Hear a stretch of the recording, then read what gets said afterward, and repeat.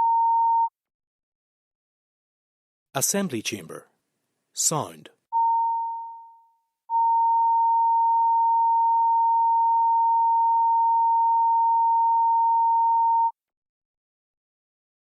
Assembly Chamber. Sound.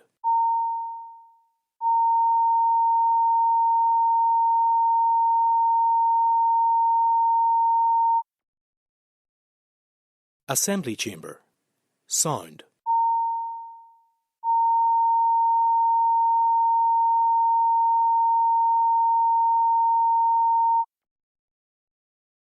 Assembly Chamber. Sound.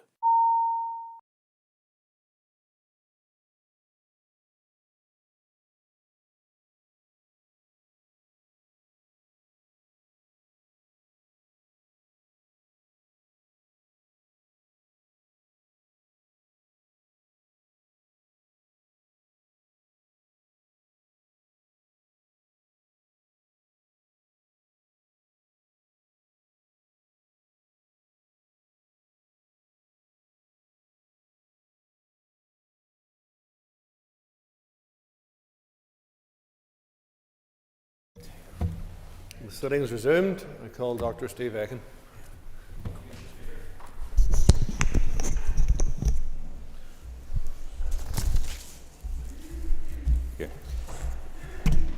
Mr. Speaker, as you remember, when you were the Minister for Agriculture in 2022, there was a regrettable series of deaths of dogs and other animals that were reported. To our office in Ballyclare and indeed to our local councillors. The common denominator was that these were all connected with the loch. Along with Antrim and Newtownabbey Borough Council and DAERA, inconclusive results were found. But what was clear was that the people most connected with our loch, they all expressed that their fears for its health were being ignored, and it was only a matter of time before we'd be looking at ecological disaster which would occur. Indeed, Mr. Speaker, our constituents avoided going to the loch shore. Sailors raised concerns about what happened if they capsized. Wildfowlers and fishermen expressed their fears, both publicly and privately. And the public started to keep themselves away from the loch shore. That all the warning signs had been there, and some for decades, should give no one in authority any comfort. Strikingly, it took a European Space Agency image of what should have been the blue centre of Northern Ireland, which then started looking like a Green Street Petri dish, to bring home to many of us who care about the loch what we have known for a long time.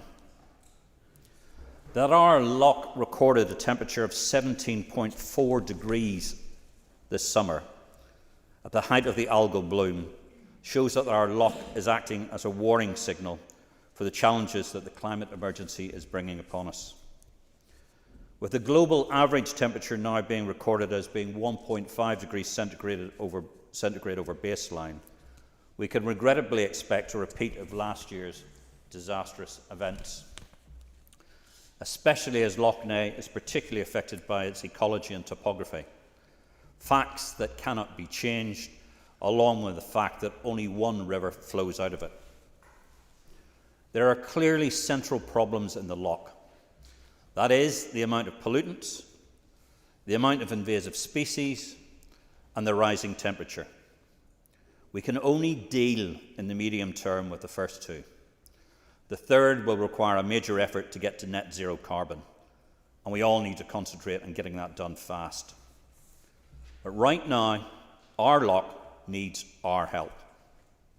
Now, we will hear a lot about interagency task force, co-design, and the alphabet soup of other initiatives that are out there. What we do need is we need someone who can stand up and say they're clearly responsible for protecting our loch. Someone who is willing to take the decisions, hold authority, take all other agencies and stakeholders to task, and somebody, above all, who will be held to account. Our party will be supporting this motion, but what we want to hear from the DAERA Minister is that he will be that person who will be accountable for our loch and what needs to be done. Thank you very much indeed, Mr. Speaker. I call Patsy Woodlone. Thanks very much, Mr. Speaker. I welcome the motion and the opportunity to support it, and also the amendment on this very important issue. I myself am from the shores of Lough Neagh. That's where I was reared, so I'm very deeply and passionate about the future of the Lough. Extremely important to me, and we'll come to other issues around reverting the Lough back to where it came from. That was public ownership, and we need to deal with that issue as well. Despite efforts by the SDLP and others to recall the Assembly since the toxic algae blooms appeared last summer, this is the first opportunity this Assembly has had to actually debate the ecological crisis in Lough Neagh. Fortunately, Government hasn't waited so long to respond, although they have had to do so without political direction. Indeed, those of us who have engaged directly with DERA and other relevant agencies since June of last year, when I personally contacted the Department on this issue, will be aware of the work they have done. Their efforts have laid the groundwork for the decisions that must be taken now by the Minister and the Executive, because it's just not solely confined to one government department. I would also recommend the detailed paper by the Assembly research staff, an overview of algal blooms in Lough Neagh, which I commissioned in September and have since made publicly available, and I would commend them for the efforts they did on that. Really sterling work. And on research, one point I would like to make about that is one facility that is deeply missed along the shores of Lough Neagh, about the Lough, and that is the research facility that was once upon a time at Triad Point in Ballymacguigan. That was by the University of Ulster then, and now it no longer exists. And I reckon, that's my estimation, had they been doing and been allowed to continue their sterling work, that we may not have hit the crisis that we are now in. So that may also be for another minister at another department to engage with the current Ulster University and see what research facilities can be supplemented through the university. As I say, their work was sterling. And the blooms to date are the most visible signs of the ecological crisis in Lough Neagh, but they're a symptom of an underlying and long-standing problem with the water quality in the Lough. And most members will be aware of that. At present, around 50% of the North's drinking water is extracted and treated from Lough Neagh. It is also the discharge point for treated wastewater at points around the Lough shore. It supports an eel fishery and the extraction, eel fishery and other fisheries, and the extraction of sand and gravel. It is also the site for a range of recreational and sporting activities. We also know that, even before the recent algae blooms that have caused so much concern, principally because of their smell and they were visible, the water quality in the Lough has been in decline for some time. Since 2020, the Lough has been described as being in poor status. That's just one level of the lowest status of bad in terms of ecological and chemical conditions of the water. In terms of the conditions under which algae blooms are likely to thrive, it is the build-up of excessive levels of nutrients that are the main drivers in Lough Neagh, a process called eutrophication. The annual mean temperature of Lough Neagh has also been rising in recent years. There has been a marked decrease in the cloudiness of the water. Both can contribute to the frequency of the algae blooms. The presence of the invasive zebra mussel may also be a contributing factor. But the scientific advice is that it is the build-up of excessive levels of nutrients that is driving this ecological crisis.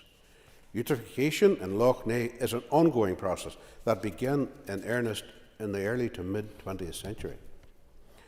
We have yet to begin to properly address it. Both phosphorus and nitrogen are the main nutrients involved in this process, and if you look at that particular research paper that I referred to earlier, you will see in the last 4 to 5 years the high levels of nitrates and the intensification of nitrates in the Lough. It has more than tripled, according to that research. So that process of intensification of those nitrates and phosphates in the Lough, it must be addressed. Recent research by Ulster University suggests that it could take decades, and other members have referred to this, to achieve a good status for water quality in the Lough because of the current phosphorus levels already in the Lough sediment. That doesn't mean it shouldn't be done, but just that real recovery will take time. But it needs time, it needs commitment, it needs policy drivers, and it needs investment. The public awareness generated by the impact of the algae blooms of last summer may provide the necessary impetus to this Assembly and elected members and its executive to take the action required. DERA's draft River Basin Management Plan has identified the potential close, please.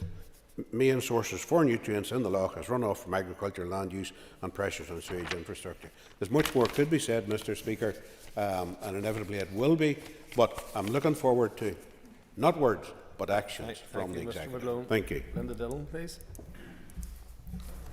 Brilliant. Thank you very much. And I appreciate the opportunity to speak to this motion today.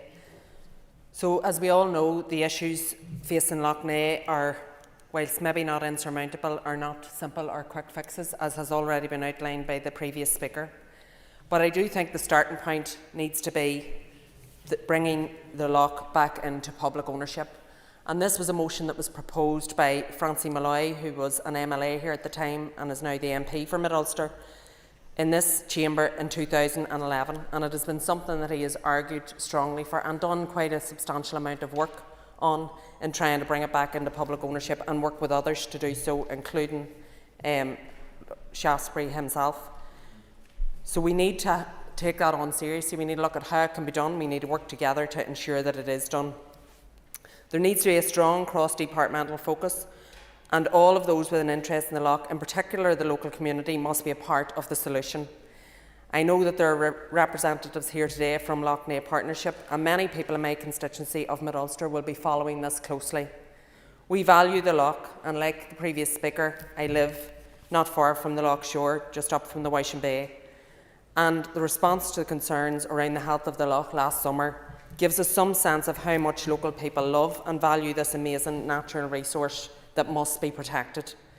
Indeed, it was an issue that exercised many in my constituency, including children at local schools who wrote to me, and I want us to leave a legacy of a healthy loch, of a good natural resource to those children who wrote to us, and that is the commitment that I want us to give to them today. And I'm not ashamed to admit that, given my own proximity, as I've outlined, that I am absolutely biased and see it as an issue that must be prioritised in the Executive going forward. There is massive tourism potential right around the loch, but it's not being realised due to the lack of ownership and lack of a cross-departmental plan and responsibility for that plan. A group of local people have been campaigning for the Barmouth to be dredged to allow boats to travel freely from the River Blackwater into Lough Neagh. So, firstly, that Lough Neagh rescue services can get up the river to respond to emergencies, but also so that local people can take their boats out, and most importantly, that we can unlock that vital tourism potential.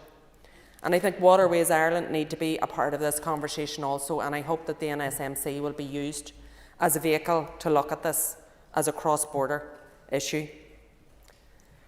I can't talk about Lough Neagh and not mention its value to our local fishing industry, to the local fishing families who have fished on the loch for many, many generations, and to the eel fishery, and the value to the local community in their own leisure, including cold water dipping, which has become very popular, I know, for a leisure activity, but it has actually got very beneficial value for those with mental health issues.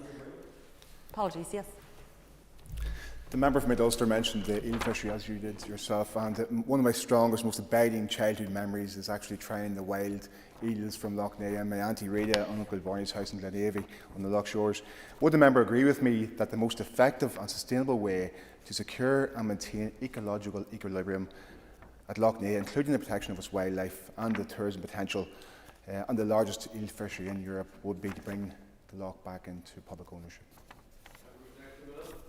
Absolutely, and that is why I outlined that as the starting point at the beginning of my speech. And as I say, our MP, Francie Malloy, has worked on that over many, many years, and I know others have been involved in that conversation too. And we need to grasp that nettle and take it on. So it is clear that we all understand that there needs to be unity of purpose, and I am up for working with everyone who is genuinely interested. But the key to unlocking, as the member has outlined, to unlocking all of the issues on the loch is once and for all dealing with the ownership of the loch. Call Tom Buchanan. Thank you, Mr. Speaker. Lough Neagh, the largest freshwater lake in the United Kingdom, measuring over 300 square kilometres, is no doubt one of Northern Ireland's crown jewels. with the shores touching 5 of our 6 counties. It's one of the most beautiful natural assets and is an important resource in terms of our drinking water, with 40+% of the drinking water in our homes coming from this resource. It is therefore important that NI Water provide continued assurances around the safety of the water that is being extracted for drinking purposes. But Lough Neagh is also an important resource, as we've already heard, in terms of traditional fishing or farming industries, as well as commercial and tourism facilities, and needs to be protected against any future damage.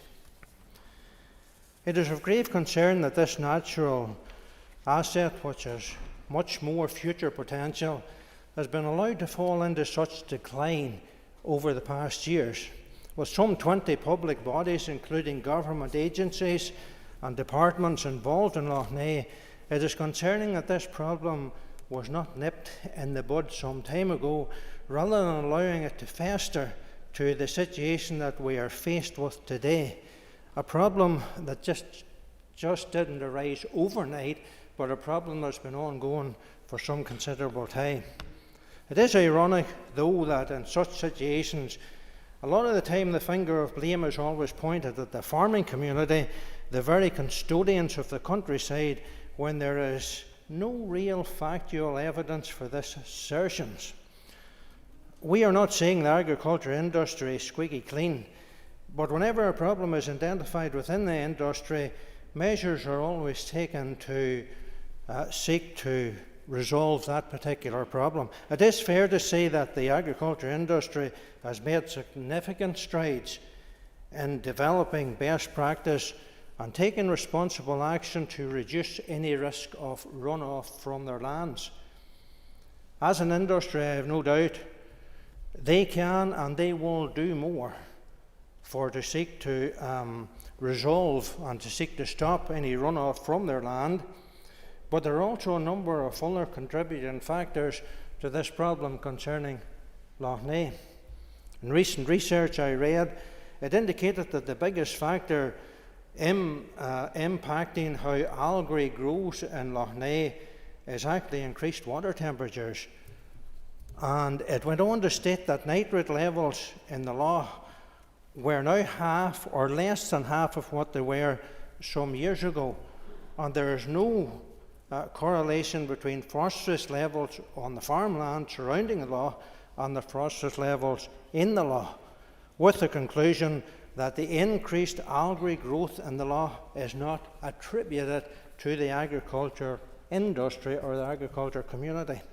However, today as we stand in this House, we are faced with a huge problem, which will require collective responsibility from all involved, with a multi-agency approach and a long-term strategy to resolving the current problem and securing solid foundations and right resources to ensure that the current situation in the Lough and other threats to wildlife and habitats are addressed in a sustainable manner.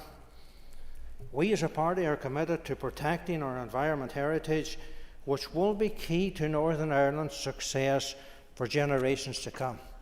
We must work together if we want to see this issue addressed, to restore the Lough to not only its former glory, but to a greater glory than what it originally was at, for our local communities, for increased tourism within the area, and indeed for our local people and local recreation. Thank you, Mr. Speaker, for the opportunity to speak on the motion. I call Sean Mulholland. Mr. Speaker, and can I take the opportunity to congratulate you on your new role? Although I rise as the representative of North Antrim, I think my accent belies the fact that North Antrim is not my first home.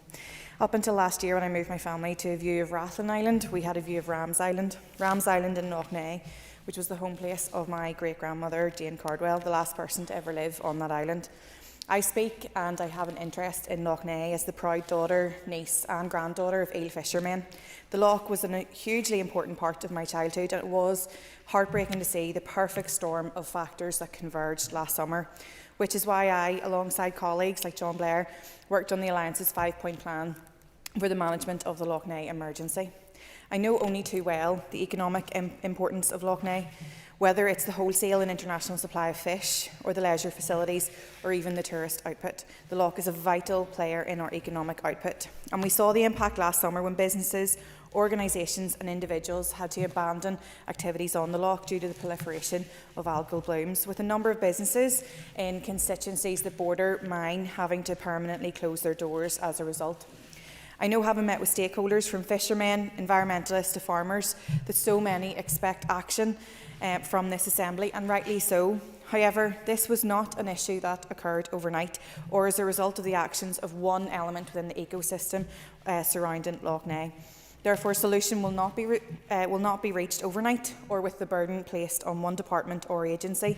We must have a properly resourced, cross-departmental approach that factors in stakeholders and communities from all across the board, hence our slight amendment to this motion. I want to see a review of the governance of our environmental performance. I believe that comprehensive independent oversight is long overdue, and I repeat my party colleagues' call for an independent Environment Protection Agency. Given that NIEA is part of the department, its powers are some ways limited. So I want to see and push for the establishment of an agency with the authority and autonomy to oversee and enforce our environmental laws. This would allow for the penalties and fines for polluting our environment to be addressed and to be used as an effective deterrent. I want to see the reversal of the cap on repeat offenders as part of a broader review of the fines and penalties for polluters. Given that there are a myriad of public bodies that hold some level of responsibility for the lough and its shores, it is more imperative now, more so now than ever, to compel those stakeholders to work together to develop an integrated management plan. To date, there has been very little evidence of a joined-up approach, which I can only observe as having a negative impact on the way forward to a solution for the health of the lough as a vital asset. Overall, I want to see a way forward together with the lough, its businesses, communities and ecology at the heart. The ultimate goal being a return to the healthy lough generations of my family knew and fished upon. Thank you, Mr. Speaker. Good call, Keith Buchanan. Thank you, Mr. Speaker. And firstly, I'd like to congratulate the Minister on his position. I look forward to working with him on many aspects, whether it be environment, agriculture or rural affairs, and appreciate the work you'll do on that. Also like to thank the members opposite for bringing the motion and obviously the amendment. We'll be supporting both those today.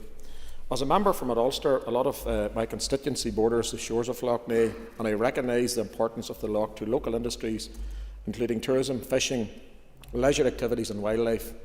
Lough Neagh is one of the crown jewels of Northern Ireland. However, we are concerned it has been allowed to decline over many, many years.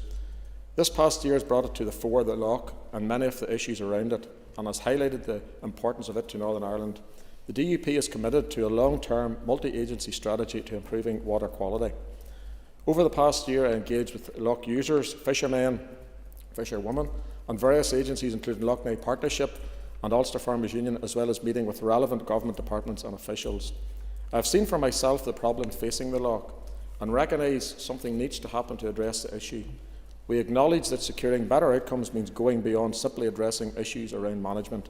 The DUP is committed to protecting our environmental heritage, which will be key in Northern Ireland's success for generations to come.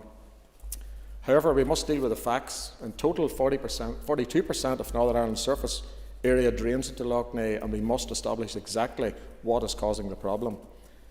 The issue is not just a problem in Lough Neagh. Blue-green algae appeared in different parts across the United Kingdom and the world. Although blooms are more common in months with more sunlight, they can also occur following heavy rainfall. There are different narratives around the problem, and we must ensure we are focused on not just focused on one industry. We need to look at the problem across the board. Without doing this, the problem will not be resolved effectively. Before any issue can be addressed, the cause must be established and accurate data produced to verify this. I will need you. member for his commitment to a strategy to address the issue and also his desire for evidence. Would he therefore share my assessment that an independent environmental protection agency is needed to support that work? I'm not going to get into the debate about who's doing the work. Next minute. Thank you. I'm not going to get into the debate about who can do the work, as long as the work is done on all sectors that the finger's been pointed at, whether it's be agriculture, environmental, from a NI water point of view, septic tanks. We see those three people getting, let's call it, the finger pointed at them. As long as we can stand over the data, or who does that is irrelevant, in my opinion. So the data must be clear to see the benefits that work has been currently carried out. For example, in the Plenary catchment area, work's been carried out on that river with different, fencing activities, damaged concrete, spoutings, etc. around farm buildings. But we need to establish that work has been a benefit, and we see the benefits of that work in the figures, whatever way the figures are produced. Then we will see what the actual issue is. Without doing this problem, looking across the board, the problem will not be resolved effectively. Before any issue can be addressed, the cause must be established and accurate data produced to verify this. Ownership has been the focus of some. In fact, some people have been fascinated by ownership of the loch, whenever the ownership is not actually what's causing the issue. So, my opinion is ownership, yes, it's not causing the actual problem. Yes, it can be looked at to see the benefits if owned, and the conversation certainly to be had, but don't deviate from the actual problem. People is focused and fascinated on ownership, with it not being the issue. There are other issues within the loch more broadly: the tourism potential, navigation and access to waterways connected to the loch. As a previous speaker mentioned, the black water where access to the loch is hampered, dangerous and at times impossible. This is an area also to be addressed, with dredging required if access to this waterway and other reach their potential. I appreciate the work of some campaigners trying to resolve this issue. My party's leadership has been proactively engaging with core stakeholders, including the Department of Agriculture, Environment and Rural Affairs, NIA and Lough Neagh Partnership, to monitor the situation. They are understandably calls for governance arrangement to be placed on a statutory footing, particularly in order to support a more joined-up approach. That is something we would be supportive of. Many different stakeholders have responsibility for what happens to our loch and other inland waterways, including Upper and Lower Lough Erne. Agriculture has already made changes in relation to ensuring responsible practices and reducing risk of runoff. Nutrients going into Lough Neagh is a historic issue, going back many generations, and continues to have a concern.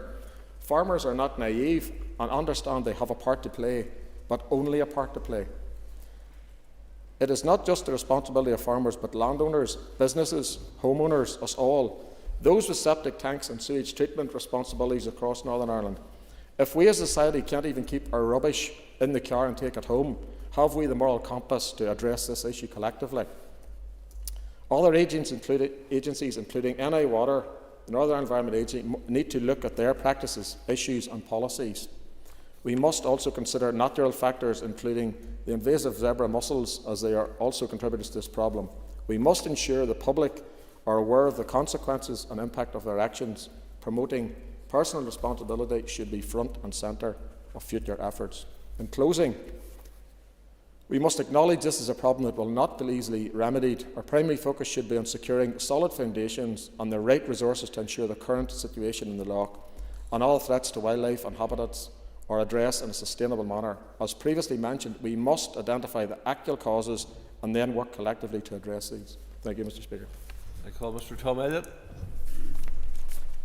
Thank you, Mr. Speaker, and I do welcome the opportunity to discuss and debate this important matter here today, and I thank the members for bringing forward this motion. Lough Neagh, like many other natural environments in Northern Ireland, is vital to the well-being of the area and indeed the country.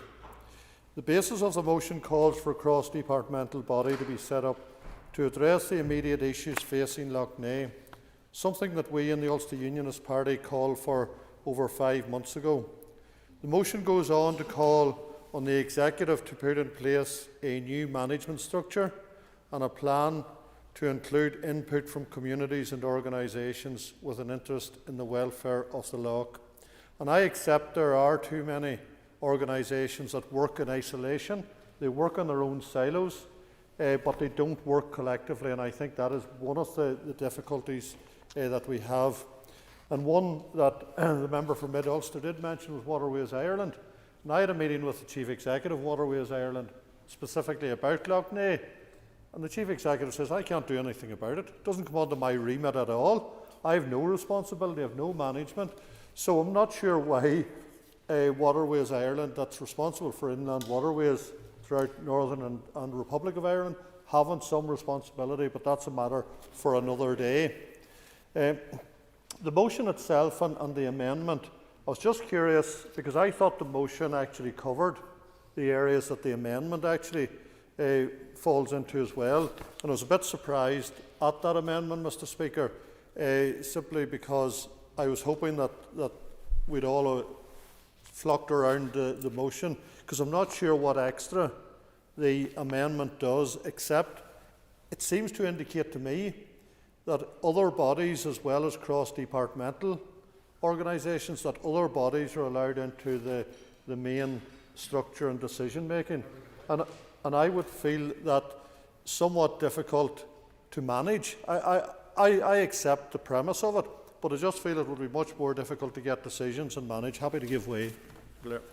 Mr. Speaker, I thank the member for giving way, and I hope I can give some sort of reassurance as well as asking for some clarification from the member. And I'll thank him again for taking the intervention. Does the member agree that there actually is a very fundamentally strong case to include non-governmental organisations such as Northern Ireland Water, who have been mentioned for a variety of reasons in relation to the problems with Lough Neagh? That, I can assure the member through you, Mr. Speaker, is the intent of the amendment, and I hope that the member can accept that. The member's next minute. Thank you, Mr. Speaker, and I thank Mr. Blair for the clarification. But I do think the way it's worded, it would allow a whole range of organisations to be subject and in that decision-making process. So I wouldn't, to be honest, look forward to Friends of the Earth and the Ulster Farmers Union and all of those organisations getting into a decision-making body. But if it's something less than that Mr. Blair's explaining, then I'm willing and happy to accept that. And as others have pointed out, of course, the finger of blame always points towards the farmers. Although I do appreciate Ms McColland did indicate that she didn't single out any group, which I do appreciate and acknowledge. And you know, we're on a pathway to net zero, and I wouldn't like to think that this was going to be used as some sort of battering ram towards the farming community, because we need to meet those targets, as challenging as they are. And as much as I oppose some of those targets, and the Climate Change Committee in the UK didn't support them either, they had a different target, but we have to accept that is where we are. But I can tell you, Mr. Speaker, by slaughtering half of the livestock and farm animals in Northern Ireland is not going to resolve the issue for Northern Ireland, and will not help to meet the targets. But I wanted to look at one other area outside of the farming community, and that is water usage in Northern Ireland.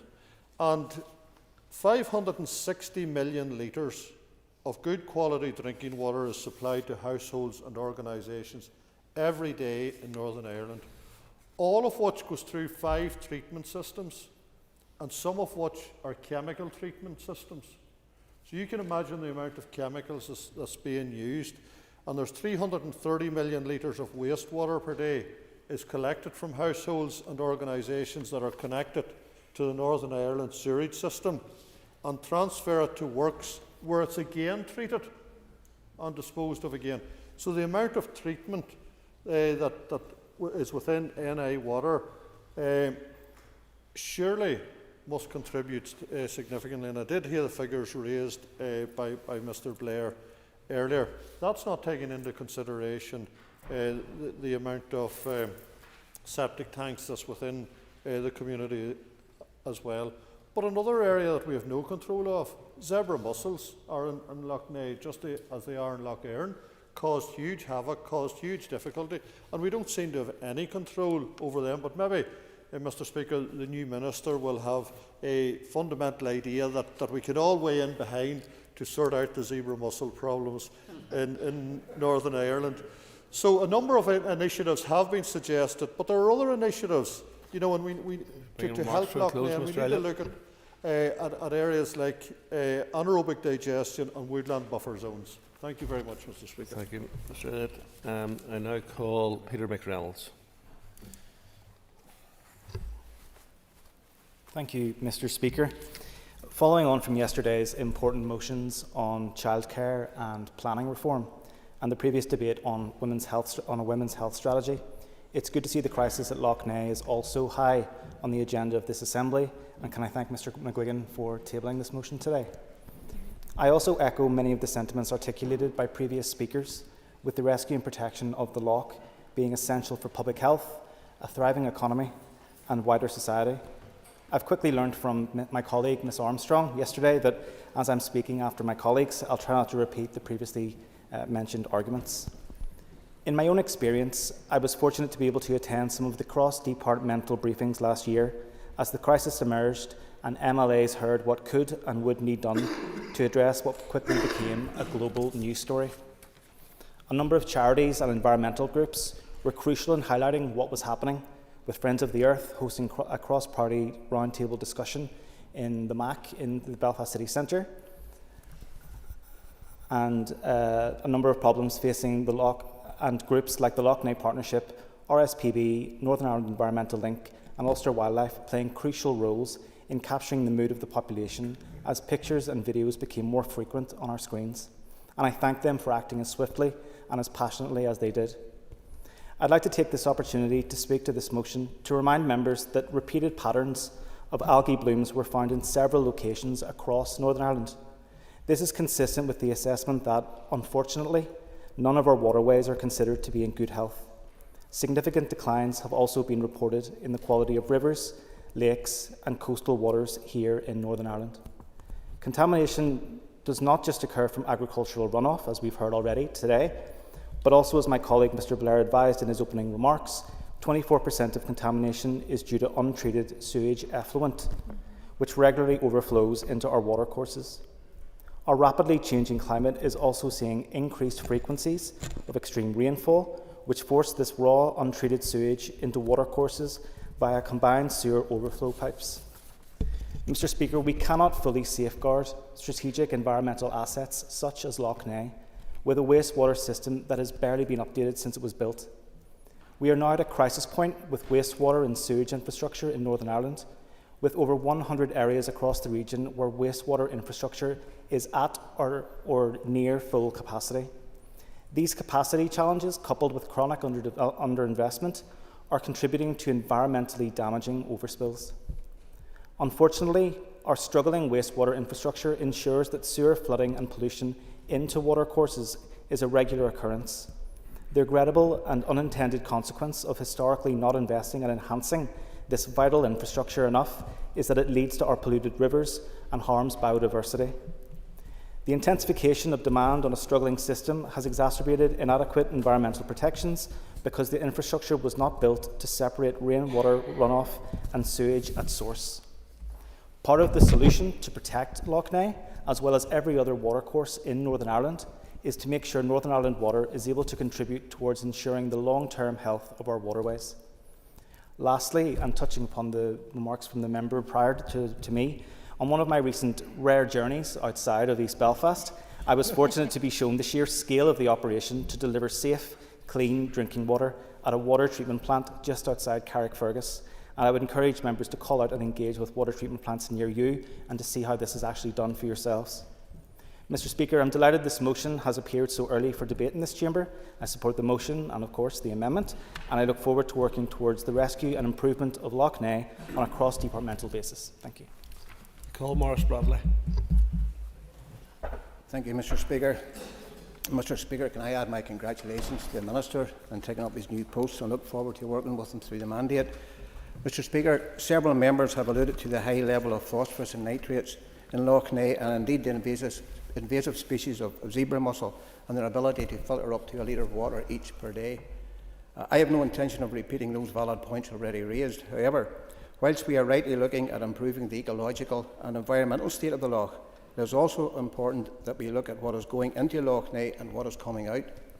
6 major rivers feed the lough: the Ballinderry, Myola, 6 Mile Water, Blackwater, the Main and the Upper Bann itself.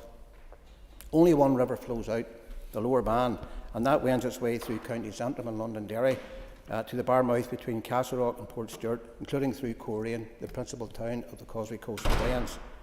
As someone who has had the privilege of fishing for white trout at Dugan's Bay and the tidal stretch of the Ban, above the cuts at the Lough Neagh Island for salmon, including the big and wee Agibby rivers, the beaches of Downhill, Castle Rock and Port Stewart for flounder and sea bass, I am all too aware of the debris that flows through the River Ban into the sea from Lough Neagh.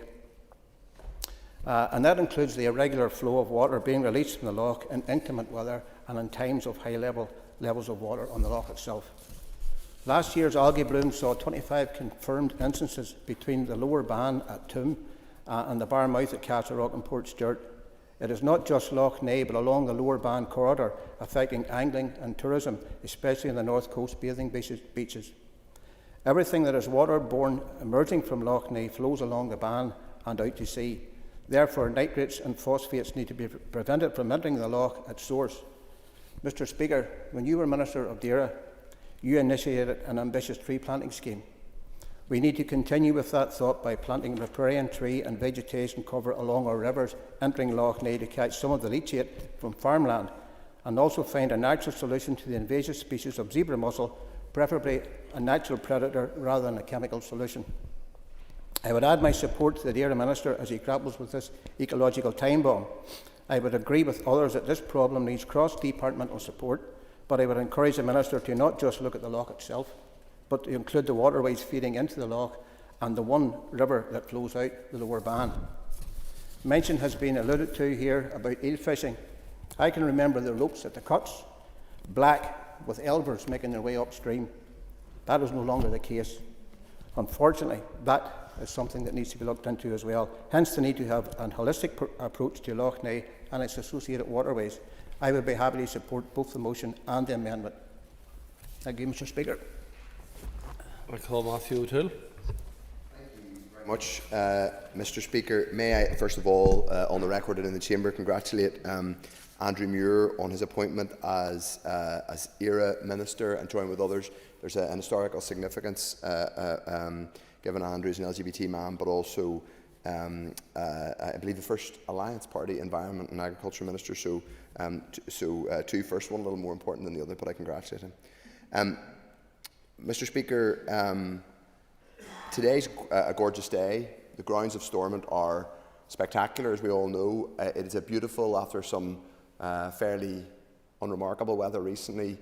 It's gorgeous today. It's a really cold, spectacular winter's day when you stand and look down the hill. And sometimes the beauty of this place, this island, can mask what's happening more broadly and more deeply in our ecology and our environment, which is that our planet is slowly warming. As was mentioned earlier on by, I think, Steve Aiken, last year was the first full year in which, on an aggregate basis, the average temperature on Earth was above 1.5 degrees, had risen above 1.5 degrees above the baseline that countries had set themselves. That was a horrifying milestone. What's happening in Lough Neagh is in many ways a chilling, and that's probably the wrong word, ironically, it is a frightening manifestation of what is happening to ecologies and environments all over this planet. It is intimately, irrefutably and inextricably connected to our warming planet, and we should not be in denial about that. It has multiple causes, but the causes are not, as some have indicated today, impossible to ascertain or mysterious or elusive. They're real and we know what they are. I'm pleased that this motion is before the Assembly, just as I'm pleased that other important motions have been debated in the Assembly today and yesterday. And I'm pleased that there is at least a degree of rhetorical consensus. But there has to be more than consensus. There has to be action. There has to be real, meaningful action that addresses what is at least a half century of degradation of Lough Neagh, our greatest natural asset. It is clear and irrefutable that for a range of reasons, but primarily two reasons, one, agricultural runoff, and two, runoff from wastewater, there are now unacceptable, or have been for decades now, unacceptable levels of particularly phosphorus in Lough Neagh, which are causing the loch to be far too warm, warmer than it was ever supposed to be, and led to what was last year, frankly, a shocking, almost otherworldly appearance. It looked like something from a sci-fi movie, and it smelt like something indescribable, to be honest. I know lots of us went down to the Lough shore. My colleague Patsy McGlone, Councillor Denise Johnson, whose family earn their living as Lough Neagh fishermen, did huge work, but was an extraordinary sight last year. So we do need more than words and consensus on how awful it is. We need real action.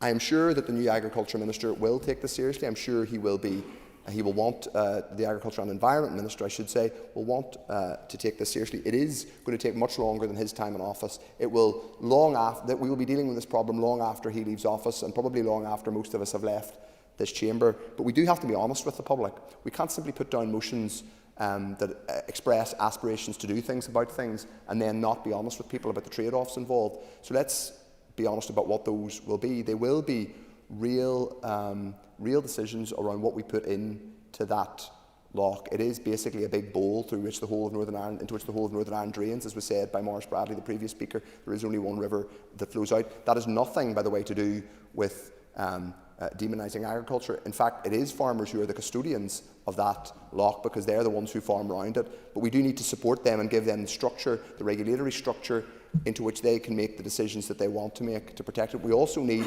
investment in our wastewater infrastructure. We do need that. Those aren't elusive, impossible things that we can't understand. They need to be in a programme for government, they need to be costed, and they need to be delivered by this executive. I also want to say I agree with those who say we need to bring Lough Neagh into public ownership. I am disappointed that that is not in today's motion, because that is also something that is real, meaningful, that can be delivered. So while I agree with the sentiments in today's motion, what my party will be doing as a constructive opposition is holding those who have governmental power to account for actually delivering it and beginning the long-term work of saving our greatest natural resource from death. Thank you very much, Mr. Speaker. I call Mr. Jerry Carroll. I've been proud to campaign alongside Lough Neagh communities and local environmental activists in the Lough Neagh Save Lough Neagh campaign to demand action to resolve this unfolding crisis. One of the things that is repeated by these activists is not that the loch is dying, but it's being murdered. And it gives me absolute no pleasure in saying this, that it's the executive parties here who are responsible for that killing, in large part at least.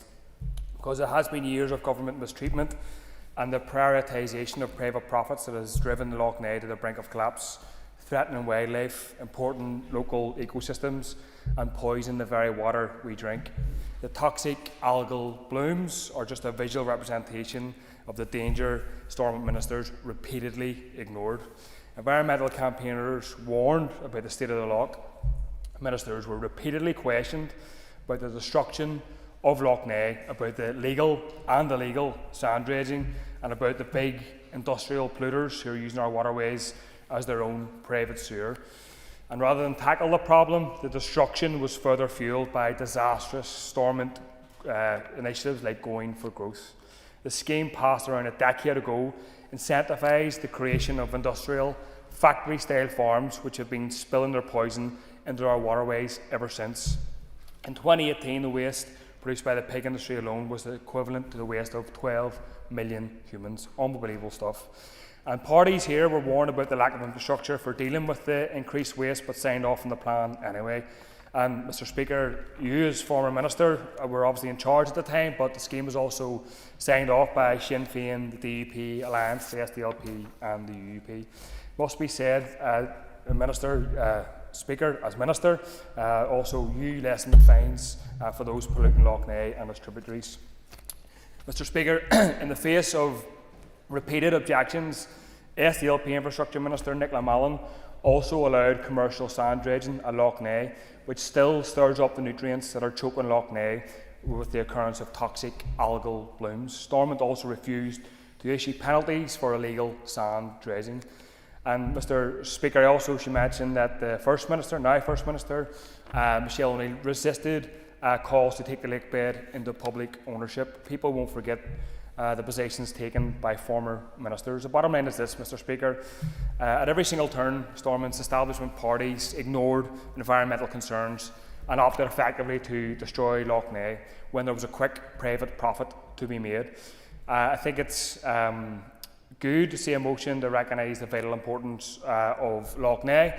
I hope that it signals a change of tack from Stormont's parties. I hope the Minister in charge now, wish him well, takes a different approach as well, but if he doesn't, we'll be ready to challenge him. And just finally, on behalf of the Save Lough Neagh campaign, I want to lay some demands which could help save this vital natural resource. We need an independent environmental protection agency with the power to hold polluters to account. We need urgent investment in research and a recovery plan. We need to end commercial dredging and reduce sewage dumping and runoff. We need a rights of nature status for Lough Neagh. And finally, we need to bring Lough Neagh back into public ownership and allow it to be managed by the communities and workers who depend on it. The Earl of Shaftesbury's ancestors stole the loch. He has profited from its destruction and he shouldn't get a single penny for it, and the state should move to take it away from him. Lough Neagh is a vital natural resource that should belong to us all. Financial interests of a wealthy few should not come above our natural environment, our drinking water and the livelihoods of so many who rely on the loch. And musician turned activist, environmental activist Fergal Sharkey said about zebra mussels, and I quote, "What a load of crap. The issue is simple, too much bad stuff going into the loch." And I'm not an environmental expert, but I'll take my lesson and direction from Mr. Fergal Sharkey. Thank you. All the Minister, Andrew Muir, for Department of Agriculture, Environment and Rural Affairs. You have 15 minutes, Mr. Muir. Thank you very much, Mr. Speaker, and may I first start by thanking the members for bringing this issue to the floor for discussion. It's good to be back in a functioning Assembly with the Executive restored, and it's also good to see the goodwill that's been shown towards each other and the consensus that is emerging in relation to this issue. I do thank also members for the kind comments to myself in terms of my appointment. It is my strong desire as Minister of Agriculture, Environment and Rural Affairs to work with members, with the sectors that come under the remit of my department and wider society, because that's the only way we're going to achieve solutions in relation to Lough Neagh and many other challenges that are facing us across Northern Ireland at the moment. As I highlighted to the Executive at its first meeting last week, it is encouraging to see agreement on the need for collective action, not just in government, but also working with users, local residents and stakeholder organisations to bring long-term solutions to this issue within Lough Neagh and water quality in general. Such is the importance I place on this issue, I made it a priority to visit Lough Neagh last week in my first few days as Minister. During that visit, I met with stakeholders in the Lough Neagh Partnership to listen and see and hear firsthand the extent of the issue. This is just the beginning of my engagement with stakeholders, and I intend to regularly seek views and work together to take forward evidence-based solutions to tackle blue-green algae and secure long-term water quality improvements. Last week, I made a specific commitment to go back there on a regular basis on at least a quarterly occasions, and I think it's important that I fulfil that. In terms of the opening remarks by the proposer of this motion from Philip McGuigan and our MLA running club, which didn't last too long, I can confirm to him and other members that last night I entered Lap the Loch Cycling Sportif, which is an 89 miles cycle ride around Lough Neagh. I hope he will join me for that. He'll probably beat me in relation to that, so I'll put that out now. But Lough Neagh is a key part of our community. It's a real asset for Northern Ireland, and it's something I'm looking forward to enjoying those all 89 miles in August ahead. I wish to make it clear also from the outset and reassure members that I will not shy away from my responsibilities as Minister to do the work that needs to be done to tackle these issues. Whilst we all recognise that it will take significant time, investment, commitment and working in partnership to make the improvements needed, we all wish to see those improvements effected. The scale of the problem should not prevent us from taking action now, and we need to move from debating these motions to taking action. As Minister, I am willing and ready to lead, to drive action, to coordinate, but may I say the responsibility is upon us all in this chamber and in the Executive to turn the situation around. And there is a unity of purpose here today, and let's go forward with that and let's grasp the issues ahead. Our natural environment is under significant pressure and most indicators are moving in the wrong direction. Urgent collaborative action and investment is needed to tackle what the public increasingly see as a joint climate and biodiversity crisis. The blue-green algae issue most notably manifest on Lough Neagh, but also in other water bodies across Northern Ireland, cannot be seen in isolation from the natural environment more generally as we tackle its problems, and we cannot tackle its problems in isolation either. No problem. I thank the Minister for his statement. Minister, just in relation to the other areas where this has been identified, is the Minister aware of recent traces in Murlough in my own constituency, particularly in Strabane? Thank you. I am indeed. I'm aware that this isn't just an issue in Lough Neagh, and it speaks to what I've already outlined. This is a wider issue that we all need to face together. For the reasons I have outlined, in the next few weeks I will bring to the Executive a new environment strategy, which I will propose is adopted as Northern Ireland's first environmental improvement plan. This will take a strategic approach to all the issues facing our environment. Can I say that on taking office, there is a mountain of issues that I have to address, and many of which have built up over 2 years of no executive. Not having an executive has not come without consequences. I'm determined to do the work to turn this around, but we can never let the situation happen again. I recognise, as do my officials, the vital importance of Lough Neagh to our environment, ecology and drinking water supply. I also recognise its wider importance to tourism, fishing and leisure activities in communities not just surrounding the loch but across Northern Ireland. I'm also aware of the wider debate in terms of ownership of Lough Neagh and the contributions here today. I welcome the news that Lough Neagh Partnership has secured funding to explore future management and ownership of the loch, and I look forward to seeing the publication of that research. I also welcome the approach that's been made to me by Lord Shaftesbury, and I'm looking forward to meeting with him in a frank and open manner in the weeks ahead. As members will no doubt know, Lough Neagh is the largest freshwater lake in these islands. Its catchment is approximately 43% of the land area of Northern Ireland. Indeed, the size and scale of Lough Neagh and its catchment adds to the complexity of dealing with the blue-green algae issues in the loch itself. And that's illustrated when you look at a map in terms of the catchment area. This isn't just the loch. The loch supplies half of Belfast's drinking water and 40% of Northern Ireland's overall drinking water requirements. These are significant figures in any context and underline the need for us to invest in turning this around and the importance of the loch in terms of our environment and our economy. Lough Neagh is highly... Yes, yeah. Thanks very much, Minister, for giving way. Just on December the 15th, I and other members of the party met with officials from your department, and on that occasion they outlined to us that there were some 113 recommendations that they were bringing forward to the department for to deal with Lough Neagh, the issues. So could you maybe advise me, please, of those 113 proposals, if in fact they are currently 113 now, are those to be enshrined either in part or in total within the environmental strategy that you've just referred to? Thank the member for his intervention. I will turn to that, but what I will say is we have a number of actions that are starting to emerge. I want to be able to bring these forward to the Executive and to the Assembly, but also with stakeholders, because what I want to do as Minister is work with people. I don't want to have people having surprises in relation to this. I want people bought in relation to this. So I need to buy members into this. I need to buy the Executive into this. I need to buy in the Minister for Finance in relation to this, but also the users, the residents and the non-governmental organisations around the loch, and that is crucial. This is not going to be easy, but I'm prepared to do the work to make it deliver. Lough Neagh is highly protected with multiple designations, each of which afford Lough Neagh and its features special protection. The ASSI designation lists 23 protected features, including a range of aquatic birds, shoreline habitats, breeding and wintering bird assemblages, and freshwater invertebrate and fish assemblages, indicating just how much the loch's precious ecosystem is considered to be scientifically important. With this in mind, the events of last spring, summer and autumn, when algae blooms appeared at multiple locations in the loch and its wider catchment, as well as locations along the north coast, were devastating for all to witness.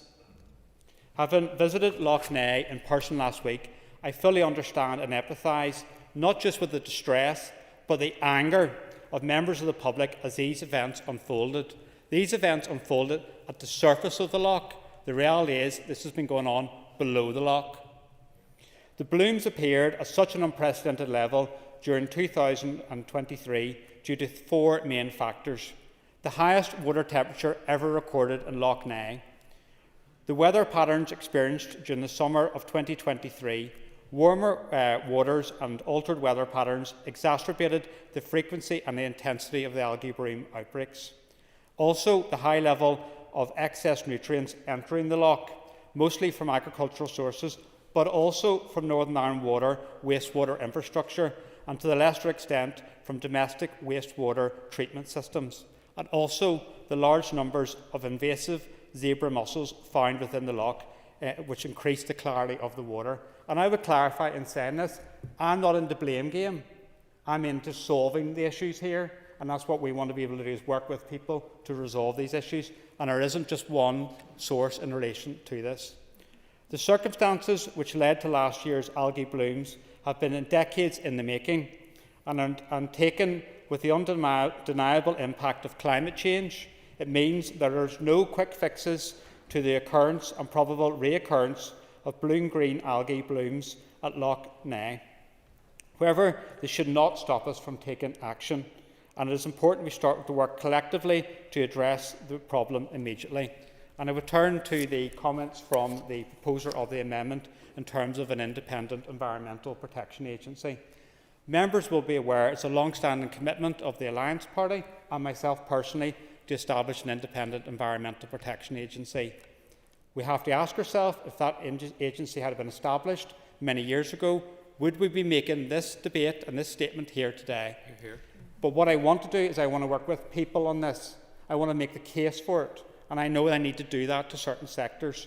So as a first step, I've asked officials to commence an environmental governance review, particularly important as a result of our exit from the EU, to understand where we are at the moment and then to move forward. I really do repeat, I want to work with people in relation to this, but it's my strong desire to establish an independent environmental protection agency, because we need to have an independent oversight to ensure that we don't have situations like this occurring ever again. Yes, no problem. Thank you, Mr. Speaker. Very, very quickly, I notice in other areas that does have an independent environment agency, the likes of the Lake District, they have blue-green algae, and it hasn't stopped it there. Now, I'm not making a case, that's a debate for another day around the Independent Environment Agency, but I'm just saying they still have it, even with the agency. Thank the member for his intervention, and I'm very conscious of that. But the issue for me is that, do we have someone to call us out in relation to that? Do we have someone to call me out in relation to that? And that's why we need to do the environmental governance review, because we also have the Office of Environmental Protection and how that relates in relation to this. But this is about something to assist us as politicians, as stakeholders in relation to this. And I look forward to meeting with stakeholders, as I've been doing over the last number of days, over the time ahead, to discuss these issues. And I'm conscious that Northern Ireland isn't unique in terms of this issue. As members may already be aware, a cross-departmental water quality steering group is already in the process of drafting a set of evidence-based recommendations to tackle blue-green algae in Lough Neagh and secure longer-term improvements in water quality, and Patsy McGlone referenced that. The recommendations within the report are underpinned by scientific evidence and data, and I think it's important we do that. DAERA also established an independent science advisory group. The membership of the group has been drawn initially from scientific expertise of the devolved administrations, with a remit to provide an advisory and independent scrutiny role to the report. I'm expecting to receive the report and recommendations for action from officials imminently. We're talking weeks, not months here. As members will no doubt be aware, key recommendations will look to target the high nutrient levels that emanate from 3 main sources, and we've talked about those. There is research in terms of how they contribute overall in Northern Ireland, but there's also research being undertaken specific to Lough Neagh by AFBI, and hopefully be able to publish that in the time ahead. Whilst in the longer term we need to tackle the ultimate causes of the algae blooms, we need also to be able to ensure that don't reoccur this year and in subsequent years. As you can imagine, given the huge media interest in Lough Neagh during 2023, numerous individuals and companies have contacted my department with potential technical solutions, and we are exploring those. Some may be runners, some may not. I can confirm it is my intention to establish an interagency water body, engaging all interested public and stakeholder bodies in the improvement of water quality as part of the Lough Neagh report. My officials have recently held preliminary discussions with the Northern Ireland Local Government Association, and we're also exploring how we can work in partnership with them. Alongside this work, an interagency monitoring group under the leadership of DAERA, involving NIEA, the Drinking Water Inspectorate, AFBI, Public Health Agency, Food Standards Agency and NI Water, is developing a protocol for the future monitoring and management of blooms. I understand Northern Ireland Water has already instigated a dedicated incident management team in terms of how to respond to this. In closing, I welcome today's motion and calls for the establishment of a cross-departmental body, including non-governmental organisations, to address blue-green algae and water quality issues facing Lough Neagh. I believe that we can effectively build upon examples such as in the Mourns and the Forever Mourns Partnership, so we can map a course forward in relation to this. We all share the same aim to preserve and restore the ecological integrity of Lough Neagh in a sustainable and collaborative manner, and a timely manner also, whilst also recognising that this is a long-term process we are embarking upon. I thank members for bringing this motion and for this interesting and challenging discussion which the debate has stimulated. I look forward to working with members on this vital topic in the coming months and years ahead. Thank you, Mr. Speaker. Thank you, Minister. Just slightly over your time there, but it's very, very well timed. I call Mr. Owen Tennyson to wind on the amendment.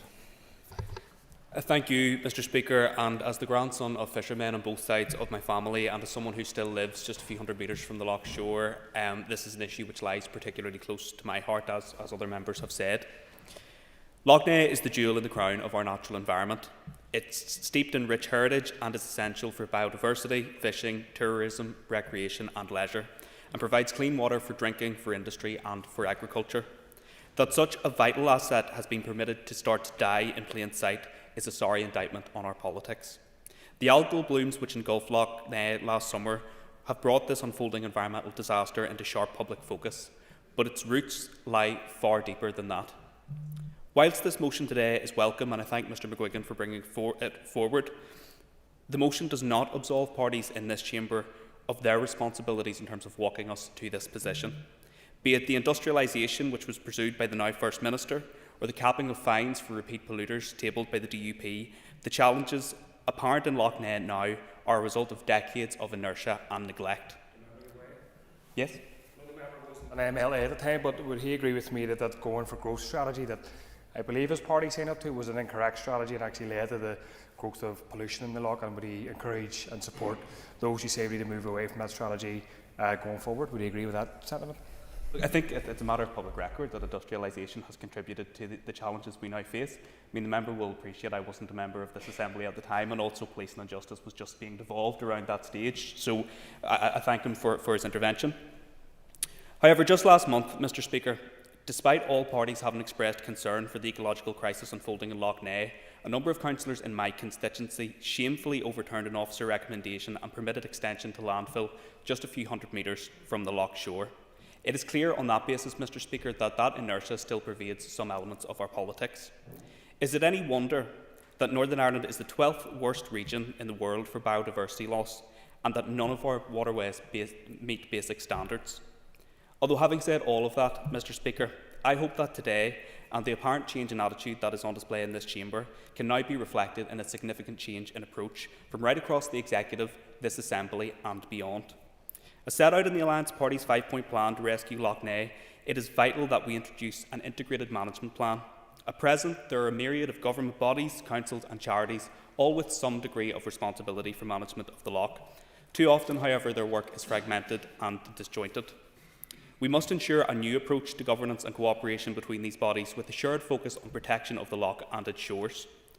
Crucially, Mr. Speaker, that work must also be overseen by the long overdue establishment of an independent environmental protection agency with the authority and the autonomy to hold government to account. And Mr Speaker, I welcome the Minister's strong commitment in that regard this afternoon. I will remind all members in this chamber that an independent EPA was agreed in New Decade New Approach. Given the scale of this crisis, we must all recommit ourselves to the establishment of that agency alongside an environment strategy for Northern Ireland. We must work with our agricultural sector, invest in innovation and science to reduce agricultural runoff and its impacts, to support upgrades to septic tanks, and promote measures to support nature-friendly farming practices which can produce high-quality food whilst also tackling the wildlife and climate crisis. So too must we confront our creaking wastewater infrastructure, as referred to by Mr McReynolds. Underinvestment means that now there are 100 areas of wastewater treatment which are at or near full capacity, contributing to environmentally damaging overflows. There must now be a serious review of NI water to ensure it is sustainable, it can safeguard our environment, and that it can provide value for money for our citizens. Mr Speaker, as others have outlined, the challenges are huge. They are not, however, insurmountable. Whilst it may take up to 50 years to undo the damage which has festered in Lough Neagh, it will take even longer if we do not start now. I sincerely hope that we can work together to take the necessary long-term decisions to protect the Lough, its shores, and the communities who love and rely upon it. Thank you. Okay, call Declan Kearney to wind on the motion. Thank you, Mr Speaker, and I welcome today's important debate. This is not a regional question, but a national question. Years ago in early spring, I stood in the field off the Cregan Road, and what was remarkable was the fact that there were no flies in the field. And this was not much more than 600-700 yards away from the shoreline. It was apparent to me that something very, very abnormal was happening at that point in time. And I walked up the road and went into the home of a fisherman friend, and he confirmed to me that there had been no flies, no midges on the lough. That the water column of the lough, as far away as 2 years ago, was absolutely crystal clear, and that this had never been seen for 2-3 generations. And in the same period, dogs died on the lough shore at Rayswood, just around the shoreline above Antrim town. And there was no explanation provided at that time for the death of the animals. But again, it was clear there was a correlation to what was happening in the lough, and there was something profoundly abnormal happening. The crisis in Lough Neagh did not happen last year. This has been building as an ecological catastrophe for a significant period. And what happened last spring and last summer is simply the culmination of a perfect storm. A perfect storm of multifactorial conditions. Lough Neagh is not just a place of great beauty and is not only a national treasure. It is something which cherishes and is a home to a fantastic biodiversity.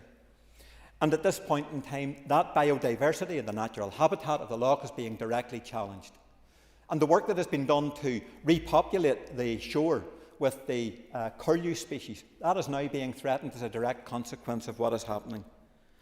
But much more than that, many fishermen depend on Lough Neagh for their livelihood. And last year, the eel fishing season, which should have lasted 6 months, was reduced to 2 months. And that is the human reality of now what we are contending with. There are multiple factors which have given rise to this catastrophe, and there are multiple consequences. So a whole of government approach is required. The lack of investment in wastewater treatment is a contributory factor to what is happening. In my constituency at Cranfield, just fields away from the shoreline, the wastewater treatment infrastructure does not have the capacity to serve the growing population in the Cregan hamlet. So an urgent reset is required. We need a coordinated policy intervention, and we need to see, as proposed in the motion, an interdepartmental action plan. Lough Neagh must now become for our Assembly an environmental, ecological, infrastructural and an economic priority going forward. So I welcome warmly the cross-party interventions that have been made by colleagues here today. Ní mór doing, smacht. We must get control of this disaster, and I thank every member who took part in this important debate today. By colleagues right across the House. The Alliance Party amendment is very welcome. I agree with the need for how we introduce tighter sanctions for those who are polluting the Lough. And we need to see processing interventions introduced in relation to how feedstuffs are produced and how fertilisers are developed. The DUP colleagues questioned some of the scientific analysis, but I appreciate the fact that overall they acknowledge the need for there to be cross-party engagement and intervention on this issue. And the colleagues from the UUP spoke about the need for accountability and also concurred with the need for greater coordination.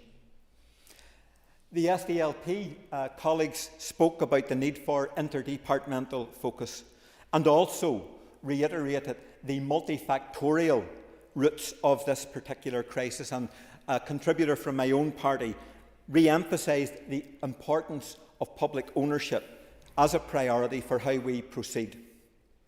And in conclusion, other Alliance colleagues then spoke of the economic repercussions that flow from this ecological catastrophe and the need for an integrated management plan. To the new Minister, I commend your ambition in planning to lap the Lough in August, but more seriously, Minister, I genuinely commend and welcome your solution-focused remarks in response to today's debate. I would like to say to you that over the course of several months now, I've had the pleasure of working directly with NIEA and DAERA officials, alongside myself and other stakeholders associated with the Lough. We had meetings in Tunbridge in September and then follow-up meetings in late December. And those were meetings with NIEA, DAERA officials and also a number of stakeholders who came together with myself, local fishermen, anglers, other residents of the Lough, people who own land around the Lough. And we will be sharing proposals with the NIEA and DAERA officials who attended that meeting in the coming period at a follow-up meeting very shortly, and I trust that those views will be shared directly with your own private office. Minister, it is essential that democratic consultation and partnership now characterise how we move forward. That's democratic consultation and partnership with the Lough Shore community. The experience and views of fisher families, of residents, community groups, non-governmental organisations such as the Lough Neagh Partnership must be heard and they must be taken on board as we formulate the type of interventions that are now urgently required. I would also say to the House, saving Lough Neagh must be above party politics in this chamber. We need an all-of-party and a cross-governmental approach to how we get on top of this catastrophe. In conclusion, we require an all-of-government approach. As I said, we require an all-of and cross-party approach to how we move forward. To the Minister present and to other ministers in the Executive, we require investment. We need a joined-up strategy and action plan, and that must be founded upon local partnership with the people who live by the Lough and who rely upon the Lough for their livelihoods. To conclude, for how we rescue and protect Lough Neagh into the future, and that is to be found through the mechanism, ultimately, of public ownership.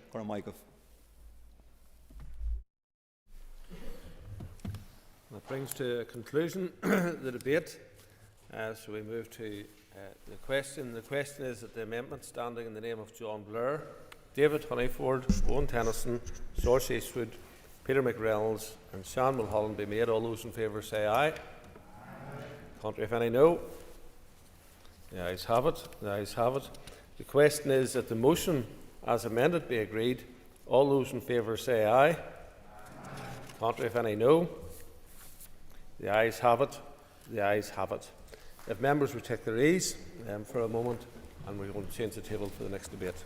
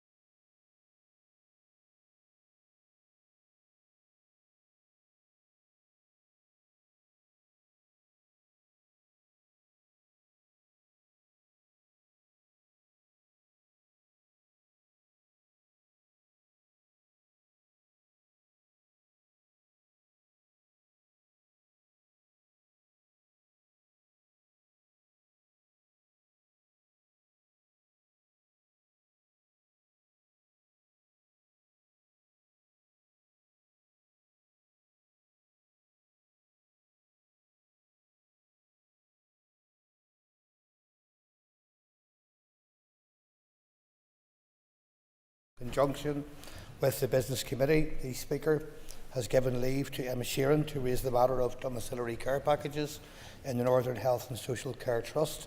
I call Emma Sheeran. You have up to 15 minutes. Thank you, and my thanks to the Minister and congratulations to him. Here this afternoon for this really important debate. I want to congratulate you on your new role, and I also want to wish you the very best of luck.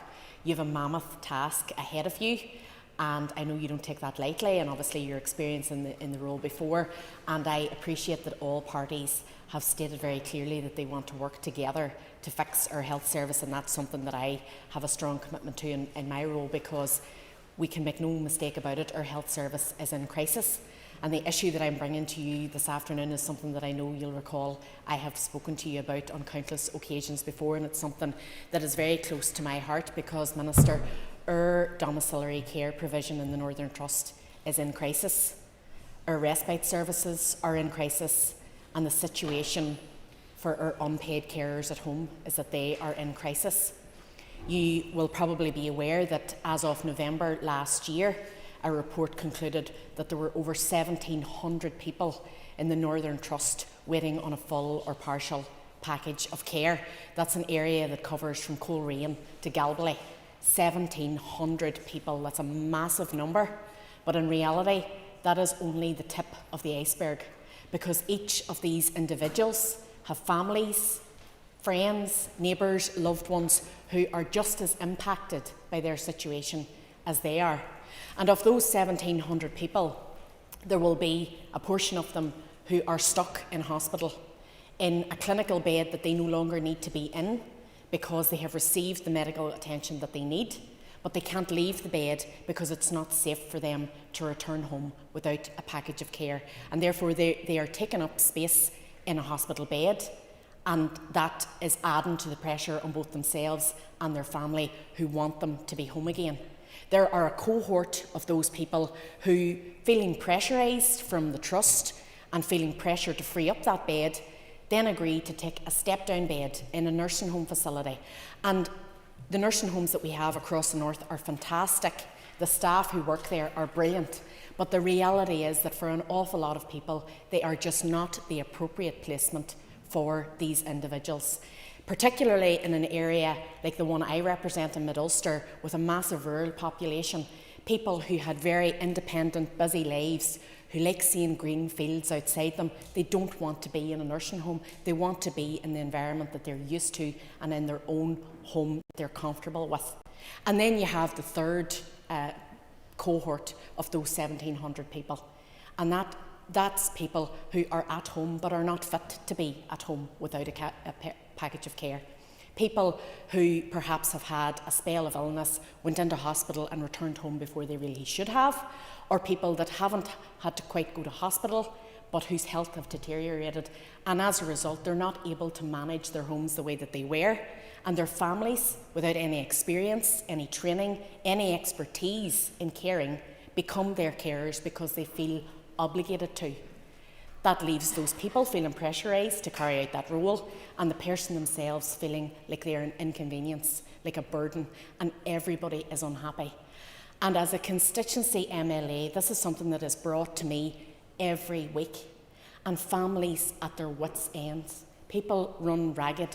You have families, groups of siblings in their 30s, 40s, 50s, who have, up until this point, had very happy lives, all got on with each other, had great relationships, came together to celebrate occasions, and suddenly they're not deciding on a Tuesday evening, God, there's a sheer rain, I'm not going to go for a run tonight. I'll go and get a bag of goodies and call in my mummy and sit for an hour and crack. Instead, there's a rota. They have to be there at a set time. They have to leave to let somebody else in for their set time, and then somebody's son is going on a school trip and they have to leave them to the airport, and suddenly they're not able to fill their slot, somebody else has to fill in for them. And you have this situation where people are at each other's throats, there's resentment, there's bickering. I've seen this in my own extended family. My two grandparents on my mother's side, we were lucky to have them at home until they passed away, and the family stepped up and everybody did what they had to do, but it was always there under the surface. People, this niggling annoyance that somebody wasn't doing what they should have been and somebody else was taking on more than their fair share of the responsibility.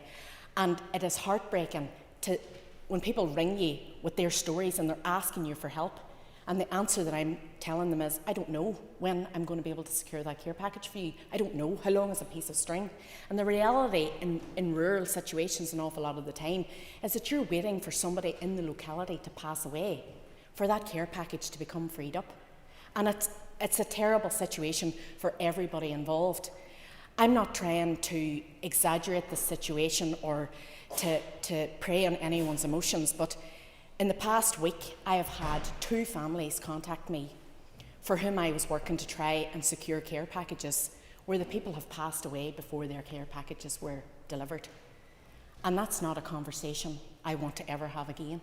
It's not a nice situation to be in. I commend everyone within the trust. I am dealing with our local managers all the time. I'm a torture, I know that. I'm contacting them all the time about this. But it's really, really frustrating. And in a rural area, we know that this disproportionately impacts women because invariably women take on the majority of the caring burden within the home. The vast majority of people who contact me will be the daughters-in-law, the nieces, the sisters, the wives. It disproportionately impacts rural dwellers as well, because an awful lot of the time, somebody that lives 4 or 5 or 6 miles out of the town is not going to be able to get that care package because the agencies and the trust staff can't afford to carry out that visit because it's costing money to carry out that visit. And that leaves families in a really terrible situation. And it's the exact same in terms of respite services. We have families with children with very challenging needs. I know that the Rainbow Lodge has been closed since May of last year. That leaves those people without provision. We have Hollybank in the constituency as well, where they've had to reduce their capacity in order to try and provide services for people with very complex, very challenging behaviours, but that leaves the people who were previously relying on the service unable to do so. And I had one family in contact with me recently who in the past had a situation whereby every year they would receive a calendar at the beginning of the year. They were going to get 6 days over the course of the year. 2 or 3 of them would be for a week. The rest would be 4 or 5 day-long stays. They were able to plan a breakaway, a holiday, go away, completely relax, switch off, know that their loved one was being cared for in an environment that was suitable for them, and have that peace of mind. Now their stays have been reduced. They're 3 nights maximum. They're maybe 4 or 5 over the course of the year if they're lucky, and they're on an ad hoc basis. So there's no forward planning, there's no knowing when they're going to have that break.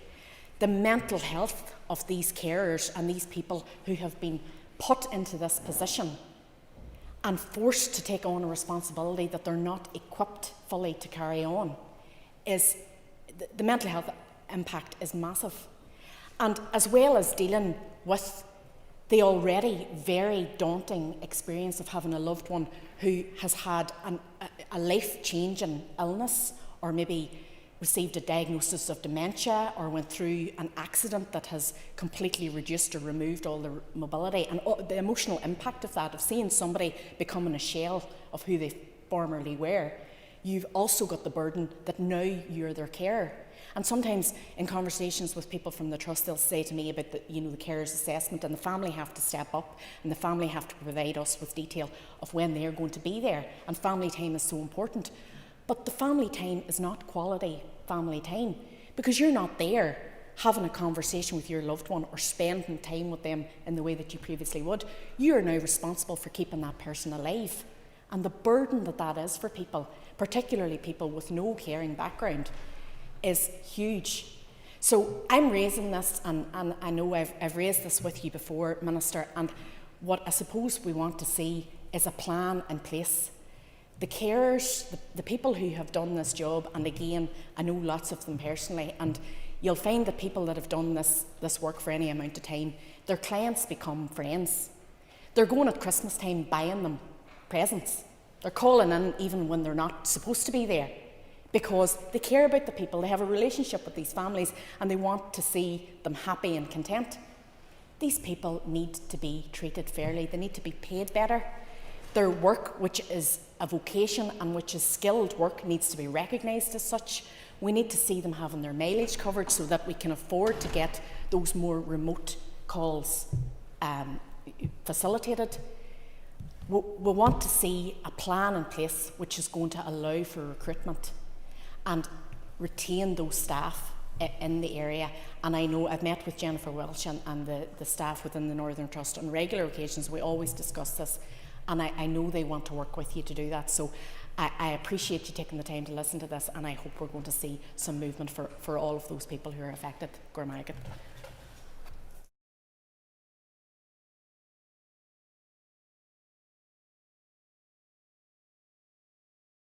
Although more members of the Chamber should please indicate if you do wish to speak.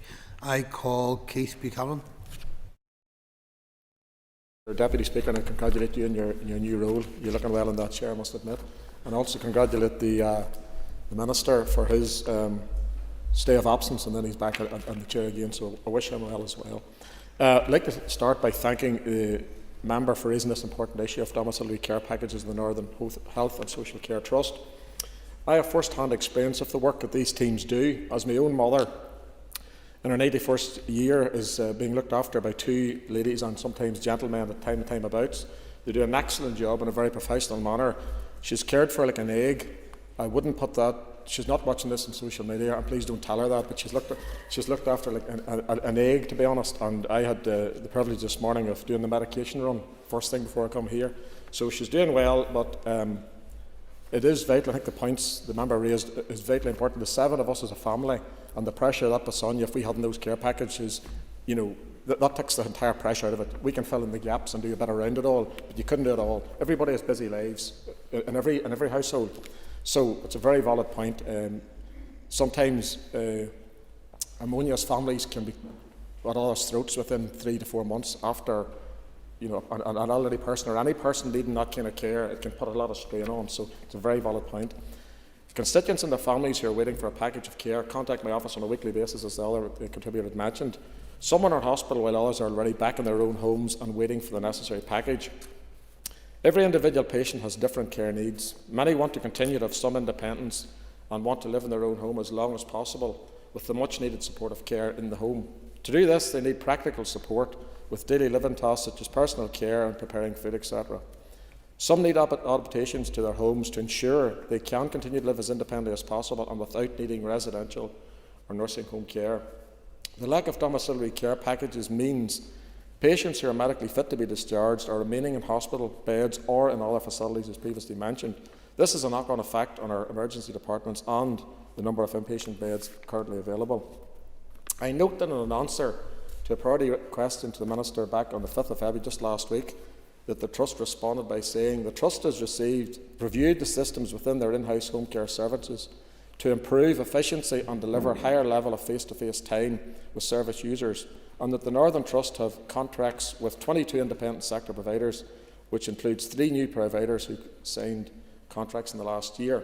I also welcome the confirmation that the Trust has commenced a contract with a new provider in the Ulster area, and I hope, not their words, not mine, this will alleviate some of the problems regarding outstanding packages of care, and obviously we will see the outworkings of that if that is the case. No doubt it is the case, but we'll see the outworkings of that. So the challenges previously mentioned, obviously what Ulster said is a very rural area. We know we have a growing older population. The average age is increasing faster, and this has implications for health service providers. The longer distances and higher travel costs have implications for providers of domiciliary care, and delivering community-based care can be more expensive, especially in rural areas. It can be more difficult to recruit home care professionals, and travel allowances are not as generous as in other industries. All health trusts have waiting lists for home care, but if it is a concern, on the 25th of January 2024, in a presentation to the Ulster District Council, these are the same figures that the previous speaker had mentioned, Jennifer Welch, the Chief Executive, revealed that there were 1,700 people were currently waiting in the community for some element of a care package. And then, in addition to that, Brian Beattie, Director of Adult Services in the Southern Trust, I know we're talking about the Northern, but to give some context, advised was 700 plus were currently waiting, although this was a decrease of 100, approximately 100 compared to December 2023. So it gives some reflection on the Trust. Appreciate their different sizes, but gives some indication of that large 1,700 number. While I acknowledge not all these patients reside in Mid-Ulster, it gives an overview of the level of waiting across both trusts. Some families are offered direct payments, and this may work for some who have a neighbour, friend or relative able to do the work, but it is not always possible for a family to actually find someone able to do this type of work and suit them for only a small amount of time within the day, and to cover the 7 days can be often a challenge. It can work for some, and it would be interesting to know if the Minister may have the detail regarding what percentages of care is carried out through direct payments, if he does have that information, and maybe he does not. But it would be interesting to note how much or many families take that up. So, to summarise, I call on the Health Minister to implement the necessary reforms that will tackle the underlying issues with these care packages, and look forward to his response. Our healthcare workers, including our domiciliary care workers, need the support and changes to address the current situation. Thank you, Mr. Deputy Speaker.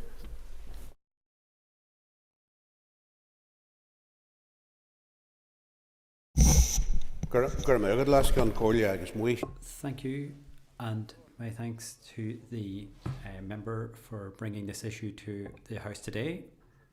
The motion for bringing this issue before us today. I don't know, many times I've stood in this chamber and raised this very issue, often with the I would almost say the new minister, but often with the minister. But seriously, before I get into the real detail of this, the real vital heroes, and I use the word vital heroes in this, are those domiciliary care workers who, day and night, in good weather and bad, uphill and downdale, in rural areas, are delivering that care to people who essentially need it.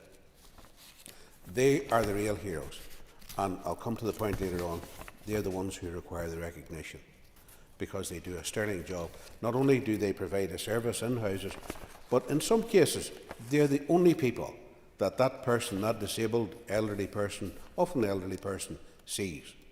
They bring a breath of fresh air into the house, and as the member said, often do things that there's no requirement for them to do.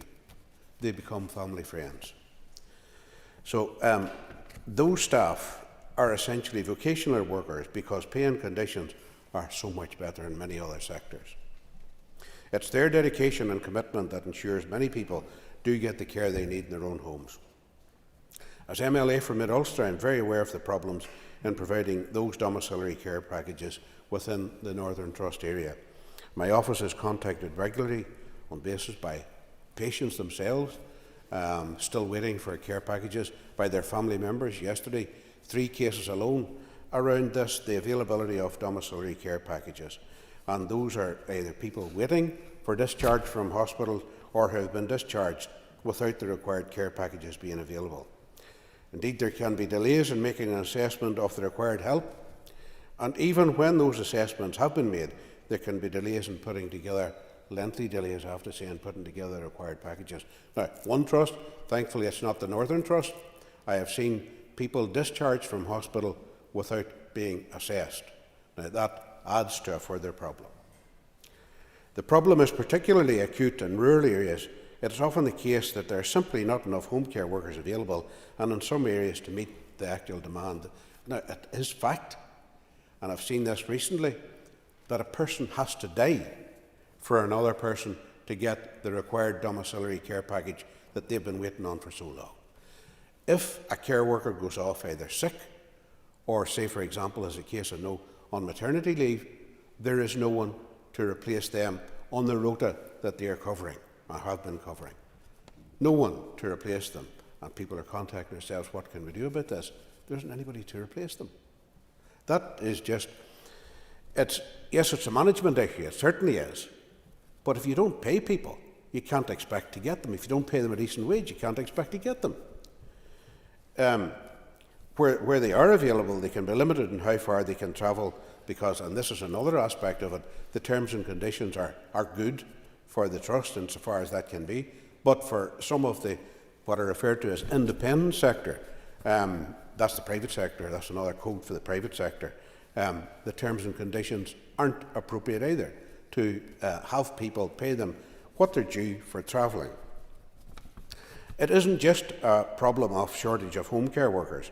There have been delays and are delays in the assessment by occupational therapists for the need of aids in the home, adaptations in the home, people with mobility needs, and that's exacerbating the situation within the home. So therefore, whenever the assessment's done, it should be, the theory goes, it should be an all-round assessment. What needs are required, whether those are adaptations to the bathroom, adaptations to the bedroom, it can be other adaptations out around the house, which helps the situation and eases the situation for the person concerned. That isn't happening in a coordinated fashion. So therefore, if someone is disabled, often profoundly disabled, and those aids aren't being provided within the home, that makes it more difficult for the care workers whenever they come in to carry out and fulfil their duties. So it isn't just domiciliary care packages and delivery of same. The Trust have been forced to use step-down beds or interim care placements until domiciliary care packages are available to free up acute hospital beds. And it's important to note, this also is an important issue, that in to provide domiciliary care packages, the issue of putting people into step-down beds or beds in nursing homes can, in actual fact, be more expensive. So there are many other issues we could talk about here. I'm sure we could talk about them with the Minister in depth, but I'm sure he gets the gist of it, being a constituency worker himself, of the problems. Pay people decent wage, proper career structure, and we'll be able to help deliver the service necessary in our communities. I call Linda Dillon. Congratulations on your new role, and I was remiss earlier and didn't congratulate the Minister on his new old role. Didn't want to say new old Minister in case people would think that was a personal reference, so congratulations. So I'm not going to go over the points that have already been made. I'm also a representative for the constituency of Mid-Ulster, and the Northern Trust falls into my area. But more importantly, part of my area falls between the Northern and Southern Trust, and that's where real complications happen. Actually, 2 parts of it fall between Northern and Southern Trust, and we have had families who are being left been sent from one trust to another and told that you're their responsibility or you're their responsibility, and that is unacceptable. But in the end of the day, no matter which trust it is, very often they cannot get any domiciliary care package, and that is because they are both extremely rural areas.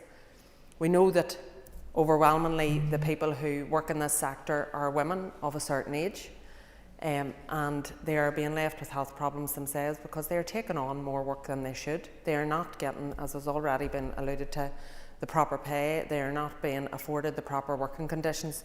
So for me, this is a focus. I think that we really need to have a proper plan in place. I know from meetings that I've done with the Permanent Secretary before the Assembly went back up that there is going to be an ask, I hope, coming forward from the Department for decent pay structure and decent working conditions for the staff that work in this sector, and rightly so. I don't need to repeat, as I say, the points that have already been made. These are the staff that went into homes during COVID and didn't abandon the people that they were looking after and put themselves and their own families at risk. And with very little thanks from the rest of the world or community, they just had to get on with it. But the people who they went into were grateful, and the families were grateful, because that was their lifeline. That kept their people at home, it kept them safe, it kept the families safe, it kept them able to be able to function as a family. So I think that, we really do need to have that recognition. But in terms of where we are now, the workforce is not there. I do not see a multitude of young people coming into this line of work. So it's not just about pay, it is about, and I think it has already been mentioned, what progression can be made in this sector for young people, because nobody wants to go into any job thinking this is it. I have no possibility of progression, I have no possibility for further training, for just learning more about how I look after the people that I have to look after. So it's not about having high-flying jobs, but it is about being the best at what you do. And a lot of these people are, but it's not because of the training they're getting, it's because they themselves have their own wish to be the best they can be. They're not getting the training, they're not getting the additional support. So I think that is also an issue that we need to focus on. As I say, I hope that the department will take this issue seriously. It falls outside the Northern Trust specifically, but I did visit the A&E in Craigavon Area Hospital. Many of the patients will have come from the Northern Trust, and there were 68 people on trolleys in the A&E, and there were 62 people on the wards that were medically able to be discharged, but they did not have domiciliary care packages or anywhere to go. So it really is important. That is the impact. That's the knock-on effect. So people we know are dying in our A&Es, and they're dying because we can't get people who are fit to be discharged. People who are fit to be discharged are dying because we know, particularly the older population and particularly those with dementia, become more ill the longer they're in hospital. So after a person spends 10 days in hospital, they deteriorate. So for me, this has to be a focus. This is about saving lives, and it is about giving people a better quality of life. That is the people that they serve and the staff that work in that sector. I'm not going to repeat all of the points that the other people have made. I think that the Minister has enough to respond to in this. Now they call Danny Donnelly. Mr Deputy Speaker, and again I would like to congratulate you on your new role. Again, good to see you in the chair. I would like to thank the member for Mid-Ulster for securing this adjournment debate. It is welcome the importance of domiciliary care is highlighted through this being the first adjournment debate of this mandate.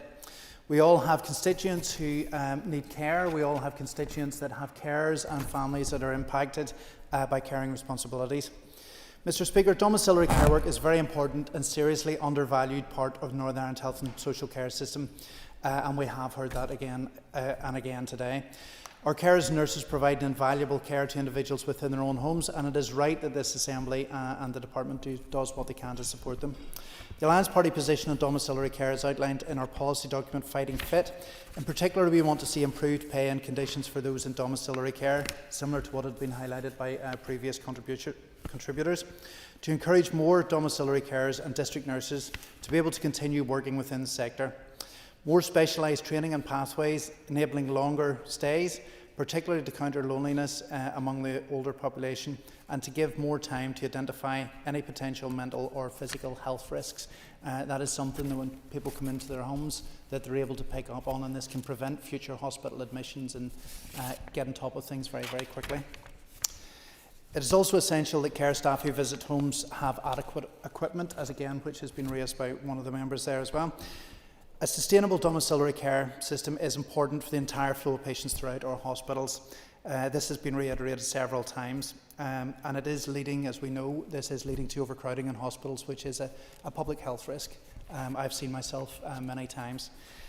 Bengal highlighted the perfect storm in which the entire health and social care system faces, with patients admitted to hospital unnecessarily because they can't access treatment they need in their communities, to patients being forced to stay longer than they need in hospital because of the absence of domiciliary care packages to support them at home. This increases pressure on hospital beds, emergency departments and health and social care staff. More recently, the RQIA System Inspection Report of the Southern Trust highlighted the importance of a sustainable domiciliary care sector, particularly the need to encourage more carers and nurses to consider working within the sector, since currently we are facing an unprecedented number of unallocated domiciliary care packages, and I recognise the number the member alluded to earlier on. As an MLA whose constituency largely coincides with the Northern Trust, I welcome the focus of this debate being on the Northern Trust and the pressures faced there in particular. One of the advantages of domiciliary care packages that are supporting individuals within their own home means we can lessen the pressures on our main hospitals and reduce waiting times.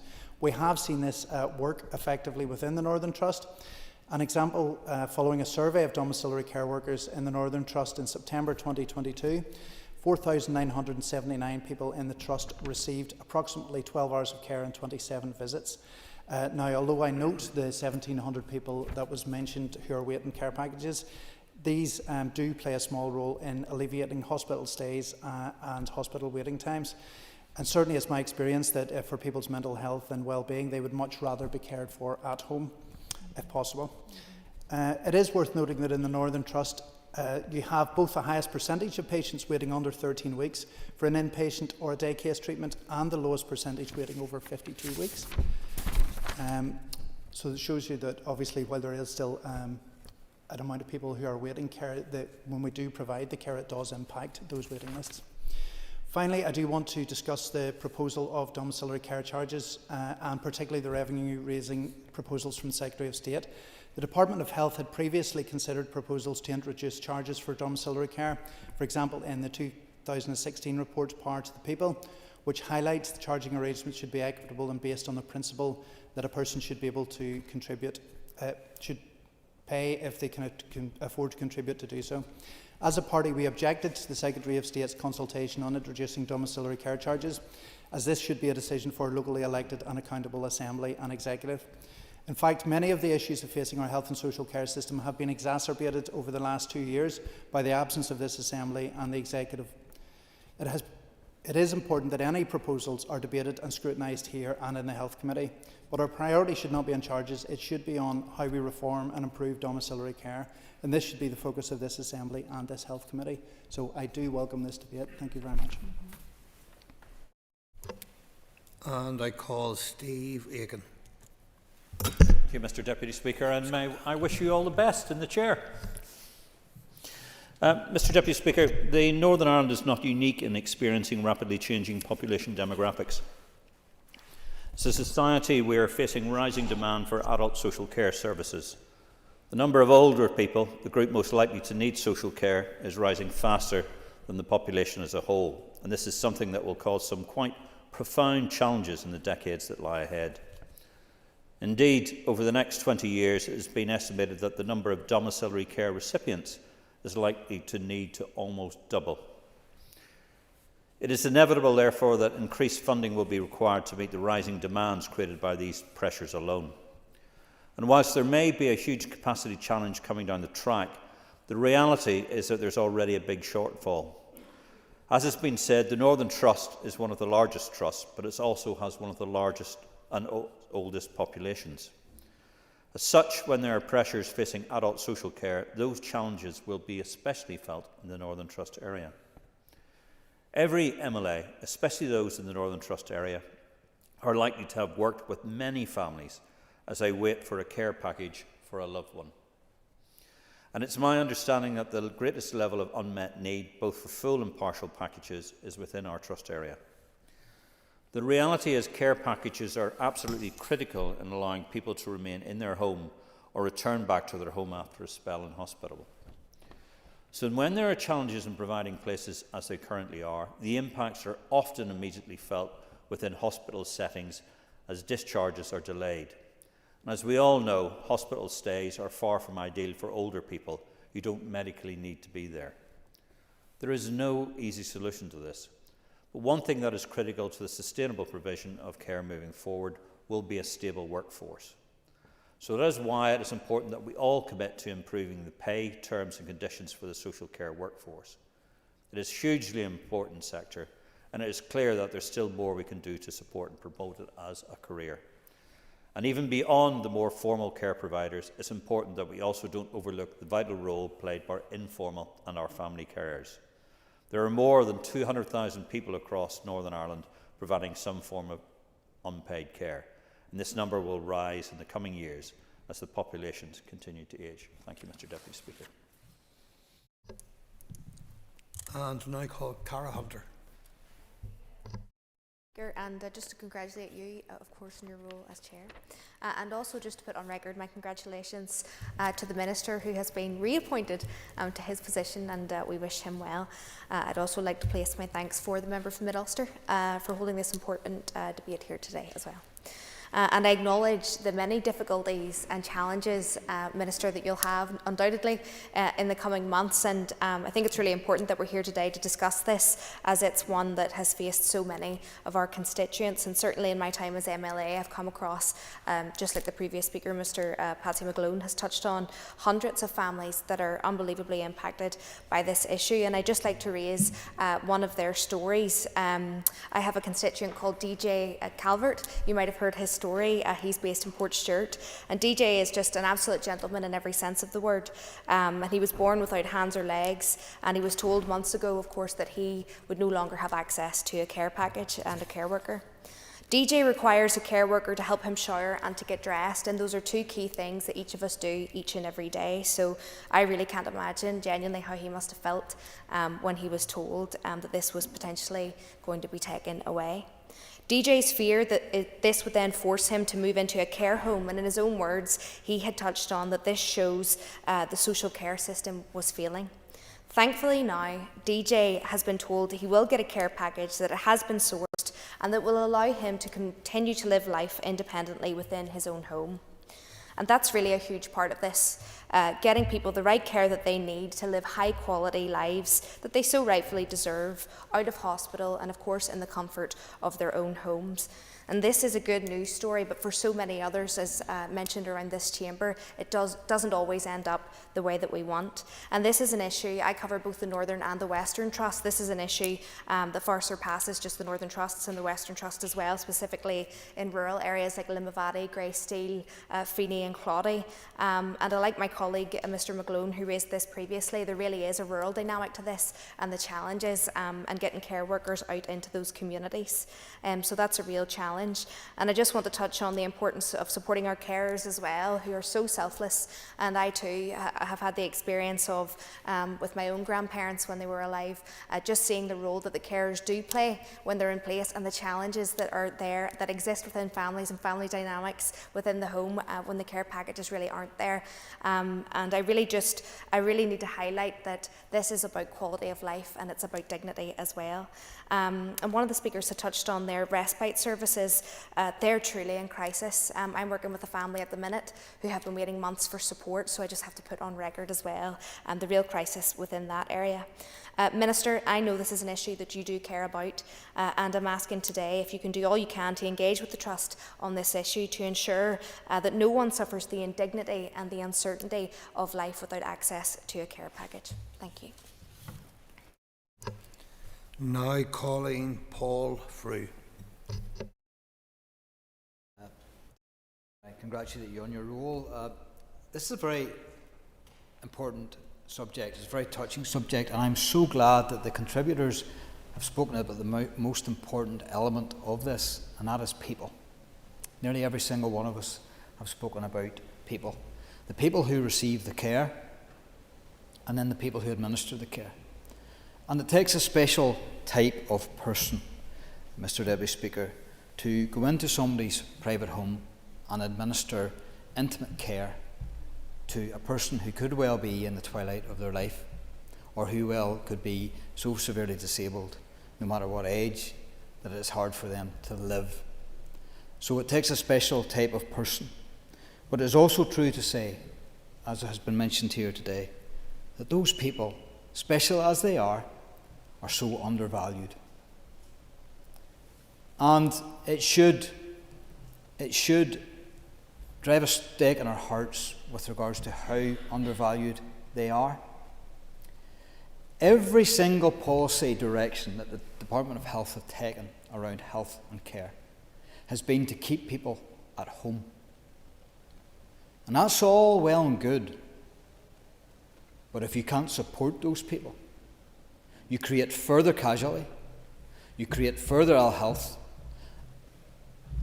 and you increase the numbers of people who then need care.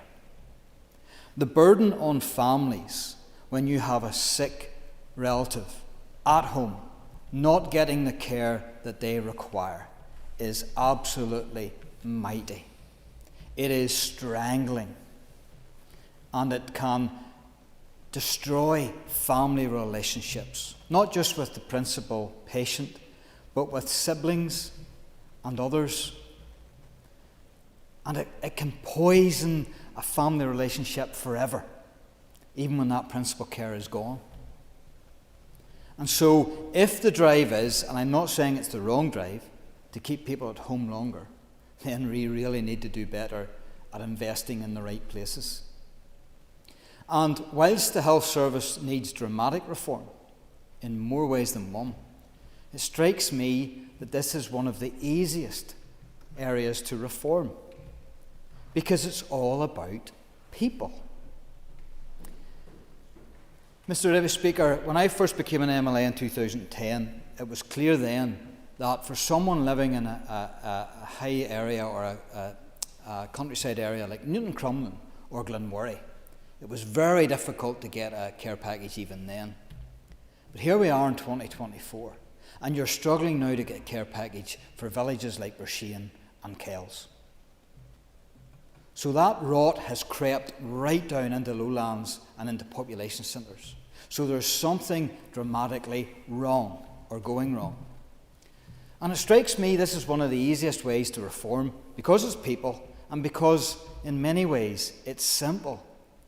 Pay these people what they deserve and what they require, make sure their terms and conditions are appropriate, and make sure they get decent travel allowance, because they're the ones driving up lanes that are miles long in all weather to get to that patient. And we can all realise that to pay them appropriately is still going to be a lot cheaper than those people in a hospital setting or bed. I have one case, Mr. Deputy Speaker and Minister. Only last week it came to my attention that there has been an elderly gentleman who has been in hospital for 12 weeks when he shouldn't have been. And that condition and that man's ailment was a broken ankle. 12 weeks for a broken ankle. Now, think of the repercussions that has right throughout the health service. And that's the reason why other systems within our health service are failing. So fix this at the very top, which is people at home, caring for people at home, and you will go some way to fixing some of the other ills that are invested in our health service. And that way, the only way, Mr. Deputy Speaker, is to pay these people appropriately, to make sure their terms and conditions are solid, and to make sure they get the travelling allowance that means that they can travel about the country that we ask them to do and care for these people that we so love. Thank you. And I now call Saoirse Eastwood. Thank you, Mr. Deputy Speaker, and I really want to commend the member for Mid-Ulster for bringing this adjournment debate today. It's incredibly important. This is something I am really passionate about, and I'm looking at you immediately, Minister, and I'm eyeballing you, because for me, this is one of the absolutely crucial issues. We discussed yesterday in this chamber the issue of childcare, and I'm sure we would all agree after that debate that we should regard health and social care as key critical economic and social infrastructure. A number of members have referenced the fact that the people who engage in this work are incredibly special and are incredibly talented, but we as a society need to get real and need to get absolutely serious about valuing these jobs. I sit in the Economy Committee, and I do have to admit that I'm not in the Health Committee, but I do have an absolute passion to make sure that Northern Ireland can adequately resource the workforce that it needs. And at this point in time, I am not convinced that we are grasping the mettle in terms of what we need to do to make sure that we are actually preparing ourselves for the future. Absolutely, we need to look at terms and conditions. We need to make sure people in post currently are paid. But what I want to see is actually getting to the core of the problem.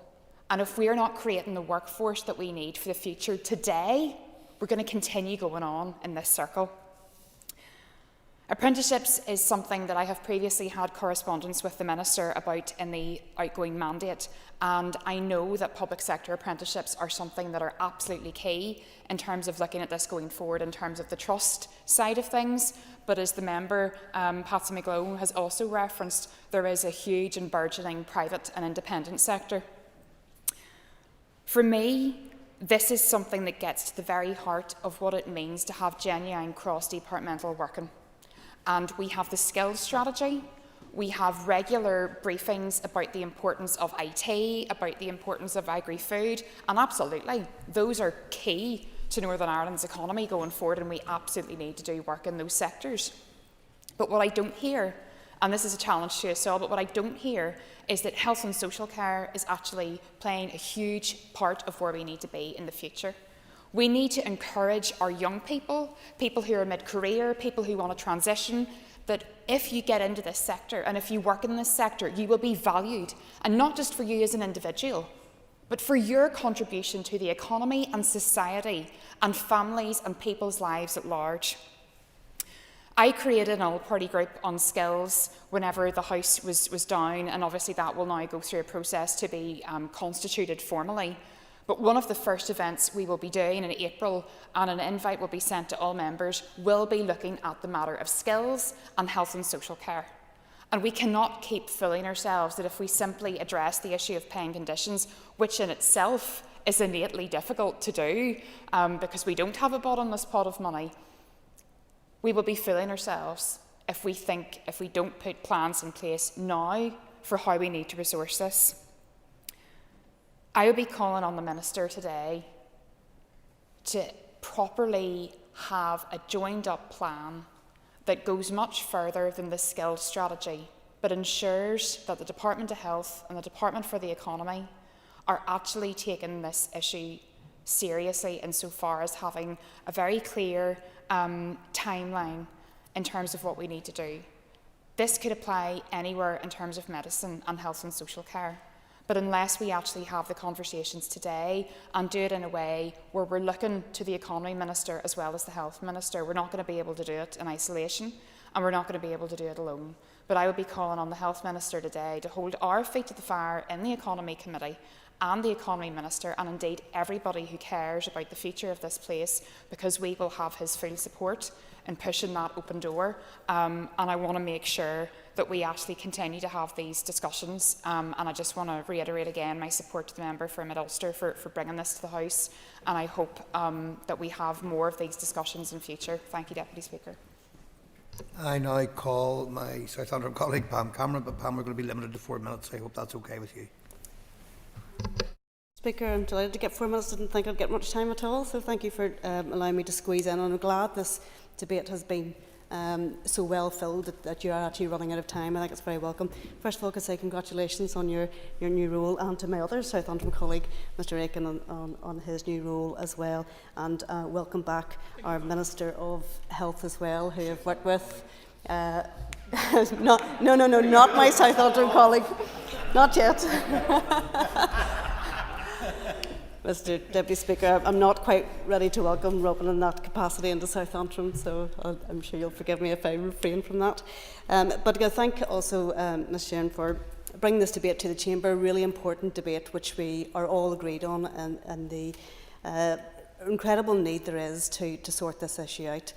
Domiciliary carers are so valued, but yet not, because it's not reflected in their wages, their terms, their conditions of work, and that has to be addressed, and I trust that the Minister will seriously look at that. There are obviously lots of other contributing factors to this whole issue, and I don't want to forget the need to look at the entire issues, and that I would also suggest would include the preventative measures to stop people actually getting to that front door of the hospital.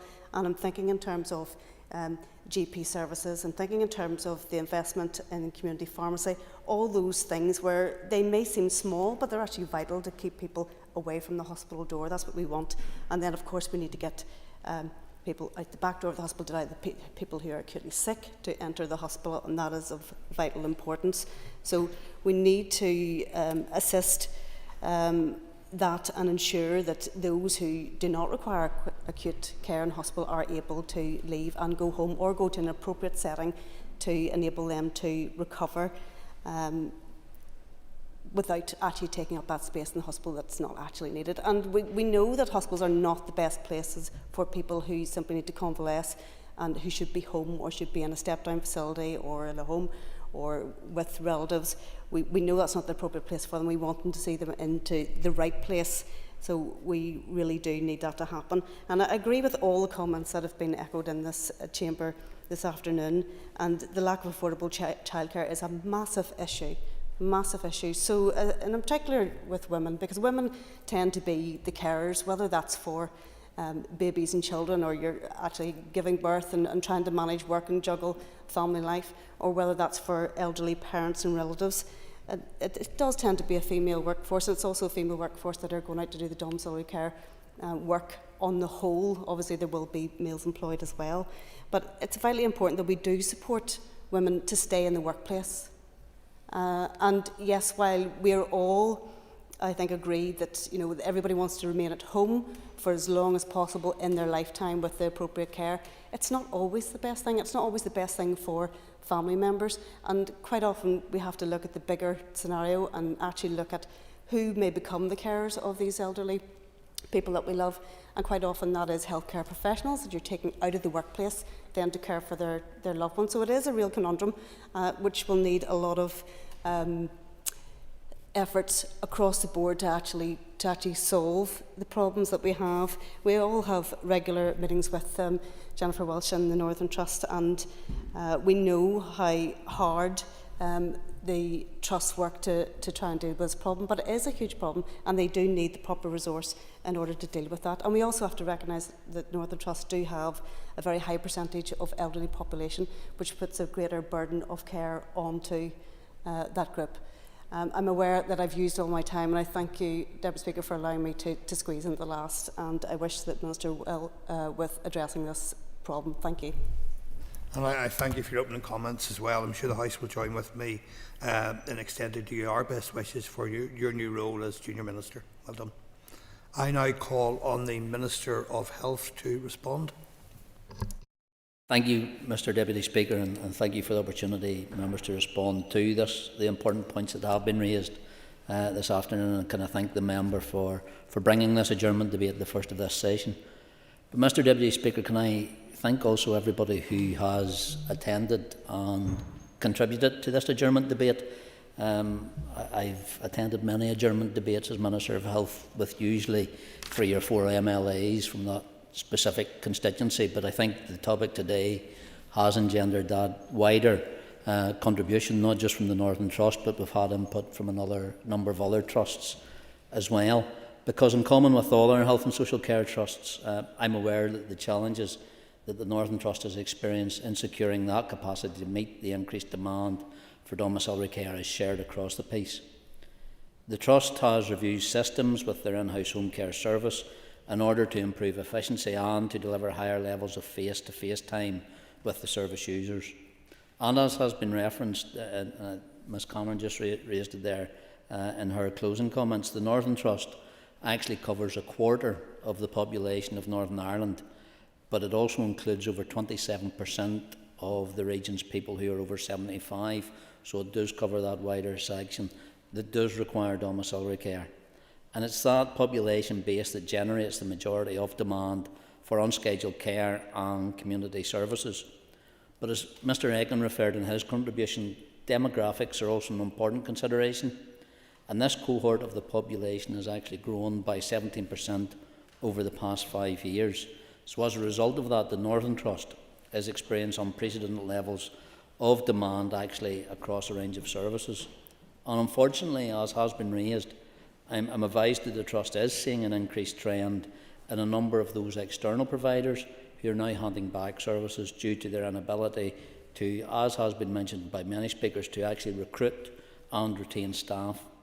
So an area particularly impacted by the recruitment and retention of staff is the Mid-Ulster locality, and I'm aware that a number of members have engaged directly with the Northern Trust on behalf of their constituents, and it was, I think, telling by the passion of Ms Sheeran in her opening comments, but not just her passion, but the understanding of the need of the people who are coming forward to domiciliary care, but the people who are working with it. And Mr Speaker, Deputy Speaker, I don't do this without thinking about it. For a constituency MLA for the Northern Trust, I think the engagement that we get from the top down in regards to the Chief Executive in dealing with these cases and supporting that, I think it is an exemplar to other trusts as well when we heard the challenges they are, but it doesn't come as a solution to everything that they need or that we want. I can advise members, and as Mr Buchanan referred to, I've already responded to him in writing, that the Northern Trust has commenced a contract with a new independent sector provider for the Mid-Ulster area, and the Trust anticipates that this will increase capacity in this locality. And as has been said, the Trust has contracts with 22 independent sector providers, which includes 3 new providers who have signed contracts in the last year. So that's a positive step. But I do accept that more needs to be done. It's important to note that the pressures and challenges faced by the Northern Trust in relation to the provision of domiciliary care packages are a regional issue, as I've said, that all 5 health and social care trusts are experiencing, and they experience the same factors. So we understand fully the many challenges resulting from demand for care packages, which currently outstrips the available supply. And that has the knock-on effect, as many members have referenced, in regards to being able to directly, in terms, that knock-on effect of delayed discharges from hospitals, the availability of our hospital beds, accessing domiciliary care packages for patients at the point of a hospital discharge remains a challenge for our health and social care trusts. But as other members have referenced, our health service in Northern Ireland is a circular system. So where the pressure comes in one point, it has that knock-on effect. But Mr Deputy Speaker, as has been referenced as well, there is no easy solution. Our staffing levels continue to be a significant challenge across health and social care, and particularly in the allocation and delivery of care packages. And clearly any increase in the number of care packages provided must also have the appropriate staffing levels commensurate with that additional provision. Would the Minister agree, and there's a significant issue, is not just merely the pay that the staff get, in the sense that it's easy to say we need more money, but actually when you take the pay that they get and compare it to other jobs, there are other jobs where they won't be out of pocket, where they maybe are getting a few pound more across a shift, and they're doing jobs where there's less responsibilities, and that actually we may need to do some sort of scoping exercise that benchmarks the job of caring, allows us to value those carers and then pay them appropriately, and that might attract more into the sector. I thank the member for his comment. I'll come on shortly in regards to the forum that is currently looking at that, something they initiated and something that now is running within the department, just in regards to the 8 work streams that are currently being looked at. Because my officials continue to work to maximise that current capacity in social care, and actually to engage with the service providers in regard to addressing those ongoing issues of recruitment, but also retention.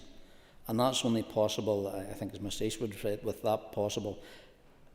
that skilled and dedicated domiciliary care workforce, because they also understand the importance of reward and recognition in the recruitment and retention of staff in this sector, because I'm cognizant of the ongoing challenges relating to increased costs of the day-to-day expenditure for providers.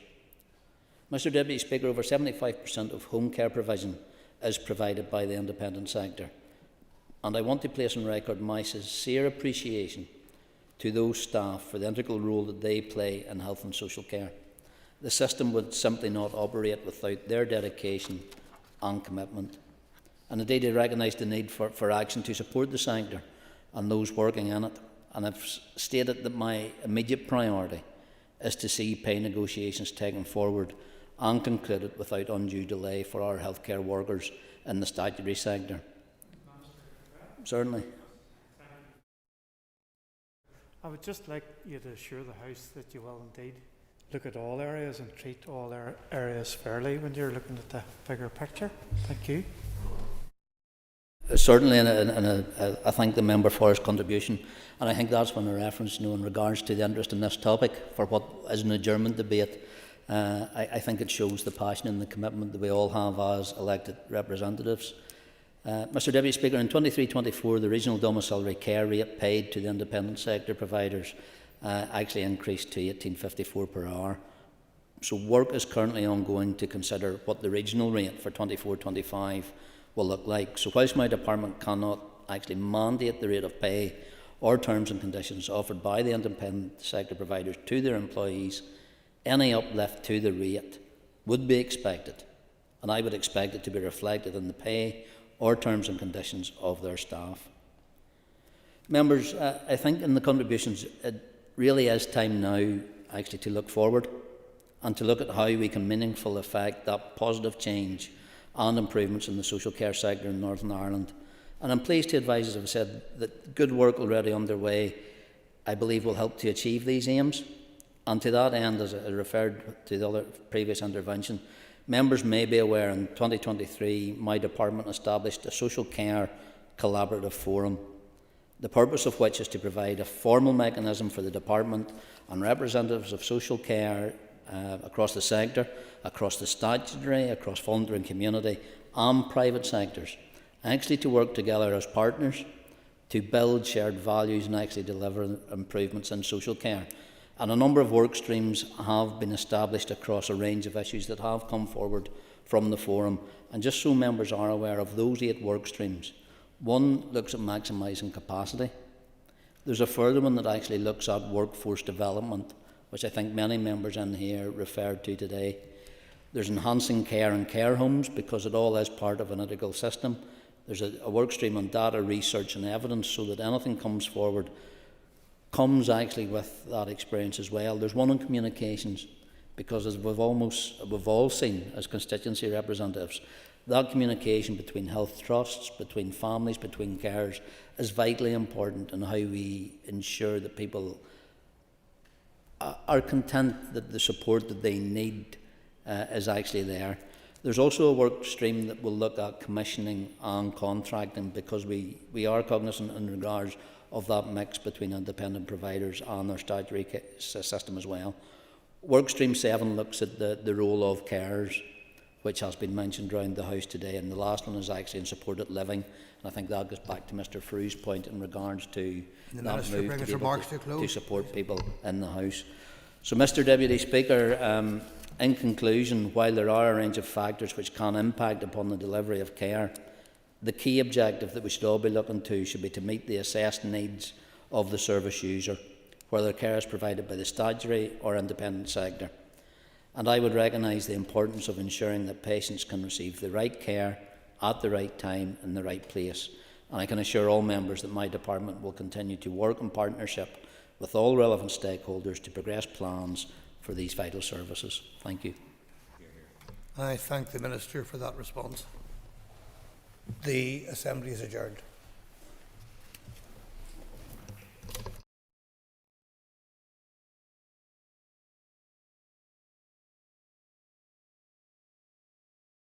Assembly Chamber. Sound.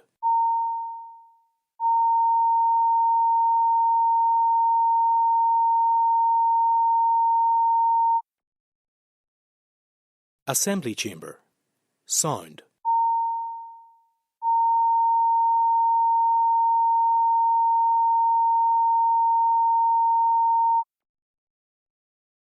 Assembly Chamber. Sound.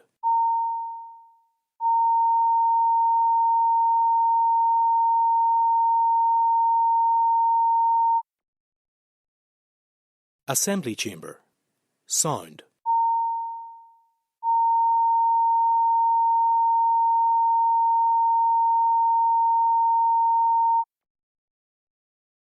Assembly chamber. Sound.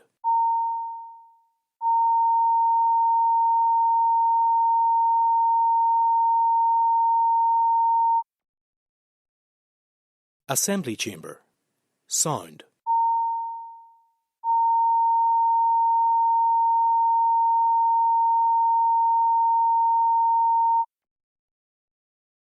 Assembly chamber. Sound.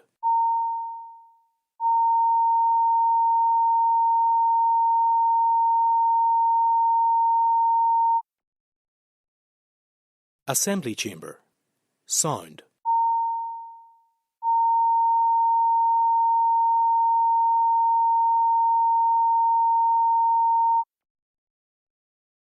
Assembly chamber. Sound.